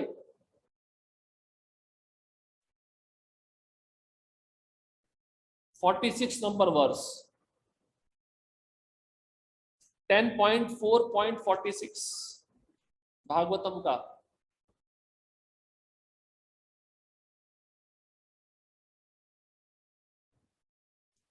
जो भक्तों की निंदा करता है उसका क्या परिणाम होता है, देखिए बहुत ही सुंदर श्लोक है। आयुश्रियम यशो धर्मम लोकान आशीष एव च हंति श्रेयांसि सर्वाणि पुंसो महद अतिक्रमा। जो भक्तों की निंदा करता है उसका परिणाम ये होता है, हे प्रिय सम्राट, जब एक व्यक्ति महान भक्तों का निंदा करता है या उनके बारे में गलत बोलता है तो उनका आयु, उनका सौंदर्य, उनका यश, उनका धर्म और उच्च लोकों में जाने की गंतव्य स्थिति सब नष्ट हो जाती है उस व्यक्ति की। आयु नष्ट हो जाती है, सौंदर्य चला जाता है, सौंदर्य मतलब कांति चली जाती है, और उसका जो यश है वो भी नष्ट हो जाता है, और धर्म खत्म हो जाता है, और उसको जो आशीर्वाद मिले हैं दूसरे लोगों से वो भी नष्ट हो जाते हैं, और जो उच्च लोकों में जाने की गति है वो भी नष्ट हो जाती है। 10वां स्कंद 4 अध्याय 46वां श्लोक। इसलिए उस निंदा से हमें बचना चाहिए।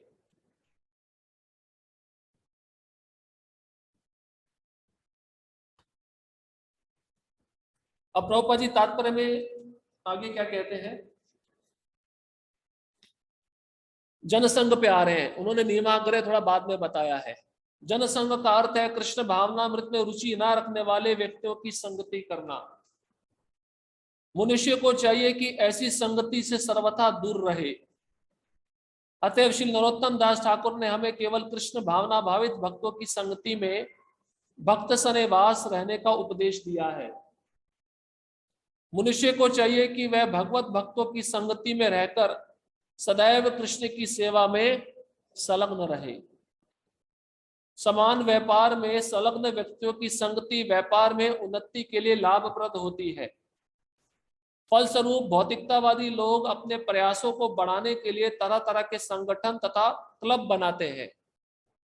उदाहरणार्थ व्यापार जगत में स्टॉक एक्सचेंज और चैम्बर ऑफ कॉमर्स जैसी संस्थाएं पाई जाती हैं।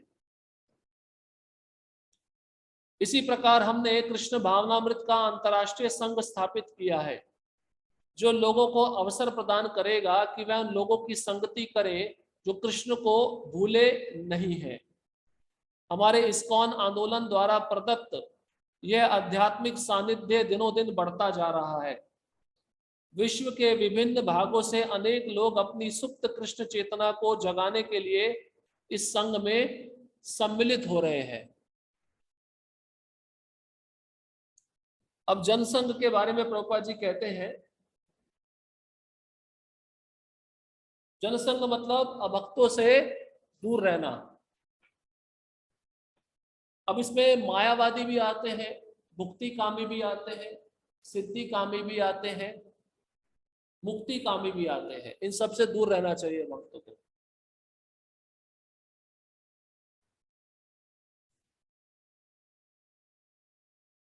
मायावादी आप जानते हैं, जो स्वयं को भगवान मानते हैं। मायावादी को प्रणाम करो पर संग मत करो। क्यों? ठीक है, भगवान की निंदा है, भगवान एक तरह से अपने को भगवान मानते हैं, उनका संग क्यों नहीं करना चाहिए, उनसे बातचीत क्यों नहीं करनी चाहिए, उनसे आदान प्रदान क्यों नहीं करना चाहिए? क्या समस्या है? हाँ? उनसे हम आदान प्रदान करेंगे, मान लो हम उनको कुछ देने गए, वो भी अपना हमें कुछ देंगे, अपना कुछ सुनाएंगे। अगर हमारी भक्ति में इतनी श्रद्धा नहीं है, हमारा कोमल श्रद्धा है, हम अभी नए नए आए हैं, तो क्या होगा? हमारी भक्ति नष्ट हो जाएगी। उनको सम्मान देना है, उनके अंदर भी परमात्मा है, पर उनसे वार्तालाप नहीं करना चाहिए। उनको कुछ देना भी नहीं चाहिए, ना उससे कुछ भी लेना चाहिए। भक्तगण कभी कभार प्रश्न पूछते हैं, प्रभु जी उसकी बातें तो मैंने सुन ली, बातें तो अच्छी नहीं कर रहा था, तो ये तो मेरा भक्ति नष्ट हो जाएगा। देखो, संग लेने का अर्थ है उसकी भावनाओं को अंदर लेना, उनके आंतरिक विचारों को अंदर लेना, उसका चिंतन करना, उसको संग कहते हैं। संग केवल शरीर से नहीं होता, संग उसकी भावनाओं से होता है, उसके विचारों से होता है। जब आप दूसरे व्यक्ति की भावनाओं, उनके विचारों को अंदर लेके चिंतन करोगे, वो जनसंग है।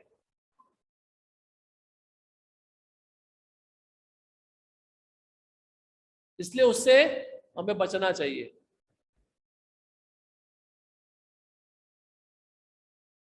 जैसे अजामिल ने संग किया ना, कैसे किया अजामिल ने? आंख से संग किया, अपनी इंद्रियों से संग किया। संग का अर्थ ये नहीं है कि वार्तालाप, आप देख रहे हो वो भी संग हो रहा है, आप सुन रहे हो वो भी संग हो रहा है, आप उसके द्वारा दिया हुआ भोजन खा रहे हो वो भी संग हो रहा है। ये सब जनसंग में आता है। अजामिल ने खाली उस वेश्या को और शूद्र को देखा, देखने से क्या हुआ? चिंतन किया, वो विचार उसके मन में आ गए ना। इसलिए भगवान कृष्ण गीता में क्या कहते हैं? ध्यायतो विषयान पुंसा संगस्तेषु उपजायते, संगा संजायते कामात, कामात क्रोधो भी जायते। वो संग से ही सारा परिणाम शुरू होता है। और जब इंद्रियां संग करती हैं, वो विचार मन में आते हैं, उसका चिंतन चलता है, वो संग और गहरा बन जाता है।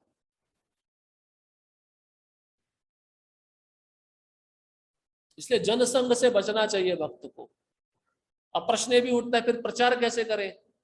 हम बाहर जाएंगे तो प्रभु जी बाहर के लोग तो कर्मी हैं, अब उनको प्रचार करना बंद कर दे क्या? और उसके लिए पहले हमें दृढ़ होना पड़ेगा, हमें अपनी साधना दृढ़ करनी पड़ेगी, प्रभुपाद के सिद्धांतों को अपने जीवन में उतारना होगा, तभी हम बाहर जाके प्रचार करेंगे, कर पाएंगे।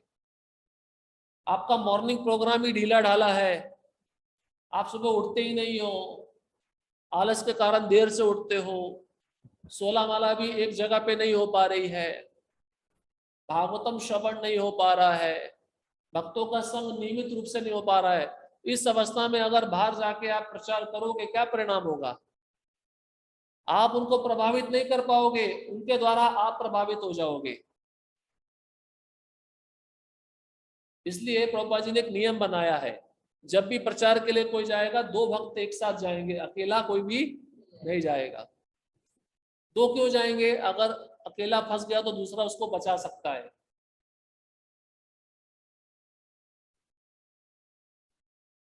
इसलिए सावधान रहना चाहिए जनसंग करते समय,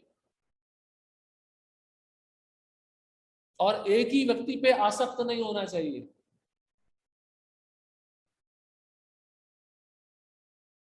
तो मायावादी का संग नहीं करना चाहिए। भुक्ति भुक्ति कामी मुक्ति कामी कौन है? जो अपनी इंद्रियों को भोग करने में लगे हुए हैं, कर्मी, उनका संग नहीं करना चाहिए। मध्यम अधिकारी उनका संग कर सकता है। आगे आने वाले श्लोकों में ये भी चर्चा होगी। मध्यम अधिकारी में 4 गुण होते हैं। तो बाहर के जो लोग होते हैं उन पे दया दिखाने के लिए वो प्रचार करता है, पर वो भी थोड़ा विचार करके प्रचार करता है। आचार, विचार, प्रचार। उसका आचरण स्वयं जीवन में अच्छा होना चाहिए। जो वो बता रहा है तो अपने जीवन पे पालन कर रहा है, नहीं कर रहा है, ये भी तो महत्वपूर्ण है। तो जैसा आप आचार करोगे, आचरण करोगे, वैसे आपके विचार होंगे, वही आप बोलोगे।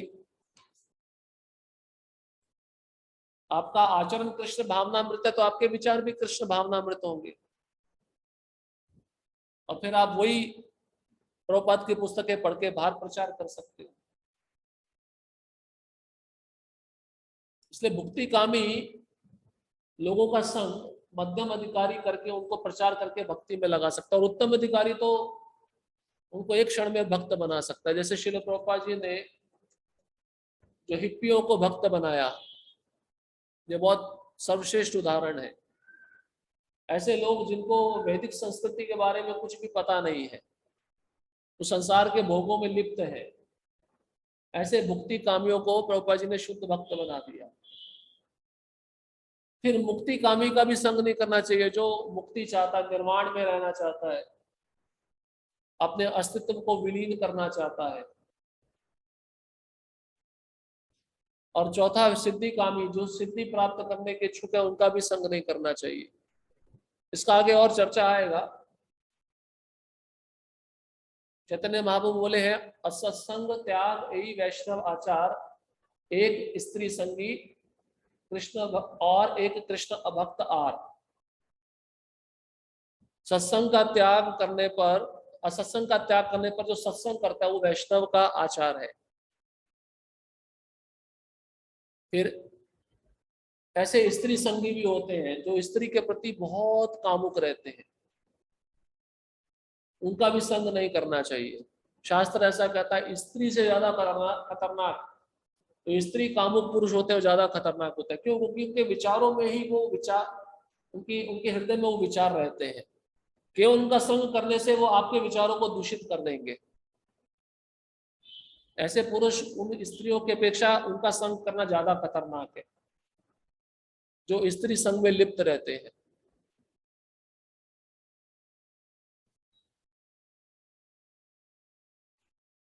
इसलिए प्रभुपाद जी कहते हैं, नरोत्तम दास ठाकुर केवल कृष्ण भावना भावित भक्तों की संगति में भक्त सनेवास रहने का उपदेश देते हैं। कभी कभार भक्तों को भक्तों के संग में रुचि नहीं आती, क्योंकि जो बड़े भक्त होते हैं, अनुभवी होते हैं, कुछ ना कुछ टोका टाकी करते रहते हैं, ऐसा करो वैसा करो। तो भक्त सोचता है यहाँ पे कुछ आनंद नहीं आ रहा है, तो थोड़ा मैं बाहर के जगत में जो कर्मी लोग रहते हैं उनका संग लेके आता हूँ। तो घड़ी का वो घंटा देखा है, पेंडुलम की तरह इधर उधर होता रहता है। वो जो नव दीक्षित होता है, जो नया नया आया भक्ति में, उसकी दशा ऐसे ही होती है। तो पहले अच्छी साधना करके अपने को स्थिर करना चाहिए, जन संग से बचने के लिए, जिससे आप उनके विचारों से प्रभावित ना हो पाओ।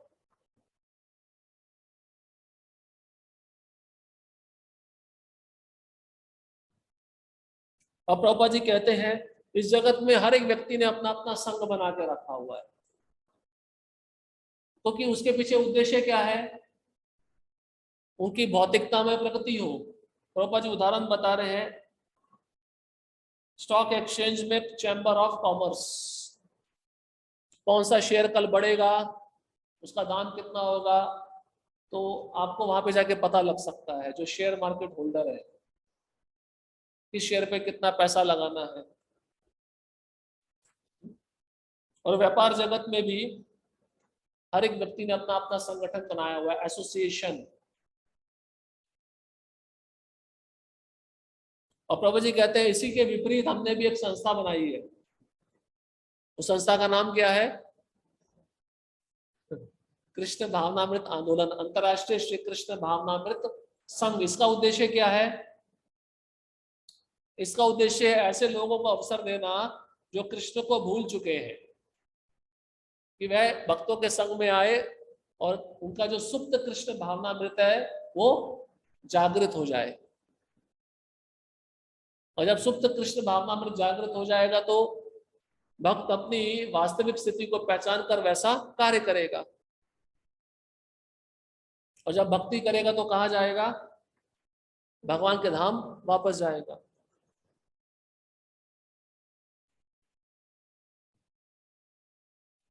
इसलिए प्रभुपाद जी कहते हैं यह आंदोलन दिनों दिन बढ़ता जा रहा है और बहुत सारे लोग अपनी कृष्ण चेतना को जगाने के लिए संघ में सम्मिलित हो रहे हैं।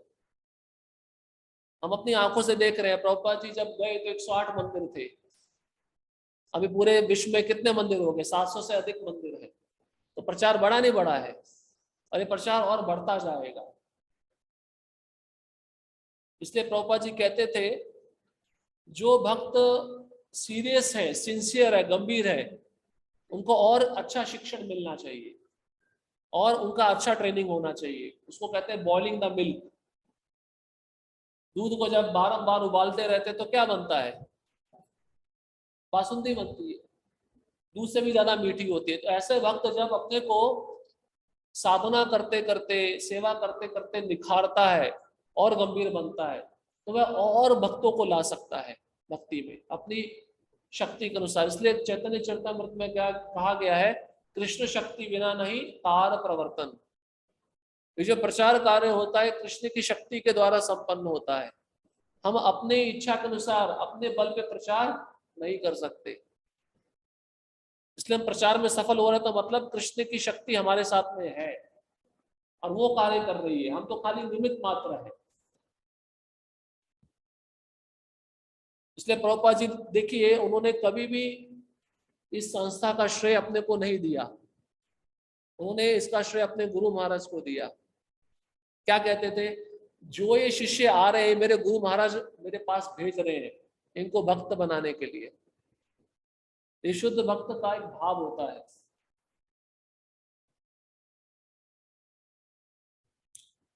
श्रील भक्ति सिद्धांत सरस्वती अपनी अनुवृत्ति टीका में लिखते हैं कि मानसिक चिंतकों या शुष्क चिंतकों ज्ञानियों के द्वारा ज्ञान प्राप्त करने के लिए किया गया अत्यधिक प्रयास अत्याहार आवश्यकता से अधिक संग्रह के अंतर्गत आता है।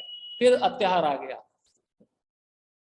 श्रीमद् भागवत के अनुसार दार्शनिक चिंतकों ज्ञानियों द्वारा कृष्ण भावनामृत से भिन्न शुष्क दर्शन पर पोथे के पोथे लिखने के प्रयास पूर्णतया व्यर्थ हैं।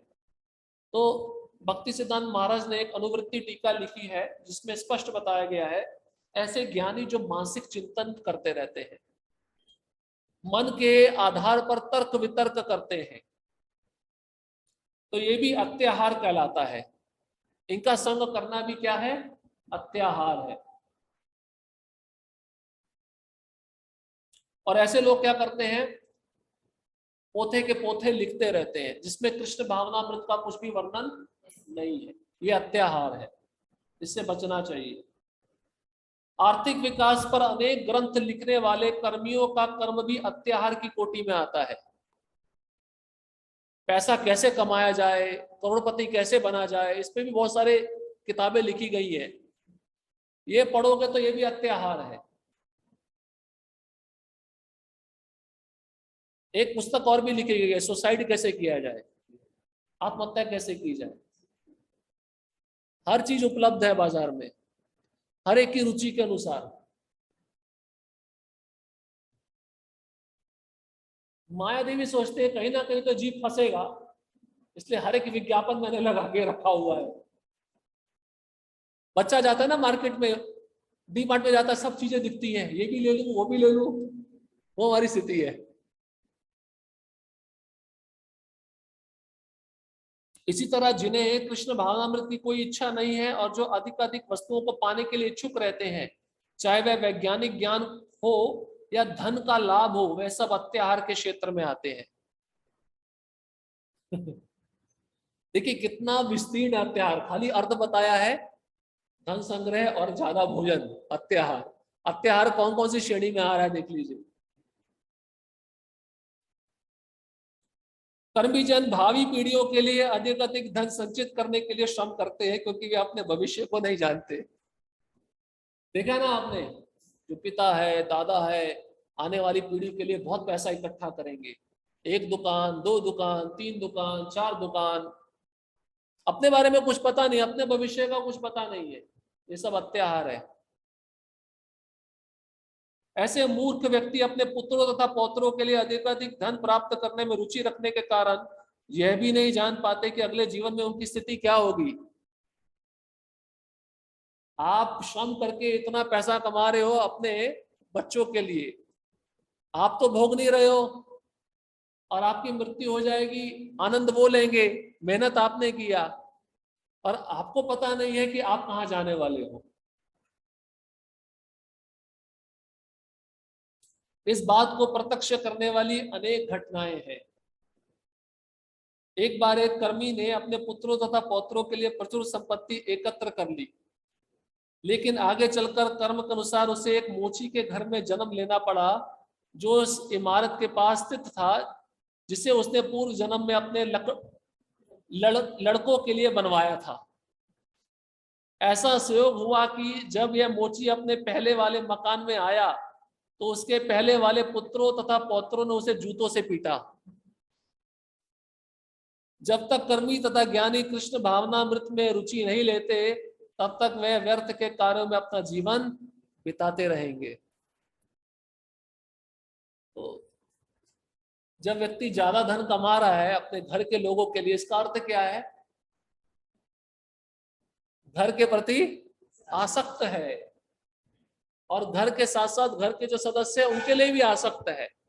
इसलिए भगवान कहते हैं तुम्हारी आसक्ति का एक चैप्टर खोल देते हैं, आपको उसी घर के पास में जन्म देते हैं, और फिर आप देखते रहो कि मैंने इतना मेहनत से खड़ा किया था और ये लोग बर्बाद कर रहे हैं। इसलिए आसक्ति नहीं होनी चाहिए, सब अत्याहार में आता है। ठीक है, अगला पैराग्राफ नियमाग्रह पे है।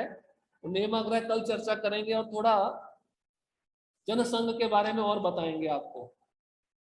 कल ये श्लोक खत्म करेंगे, ठीक है। हरे कृष्णा कृष्णा कृष्णा हरे हरे, हरे राम राम राम हरे हरे।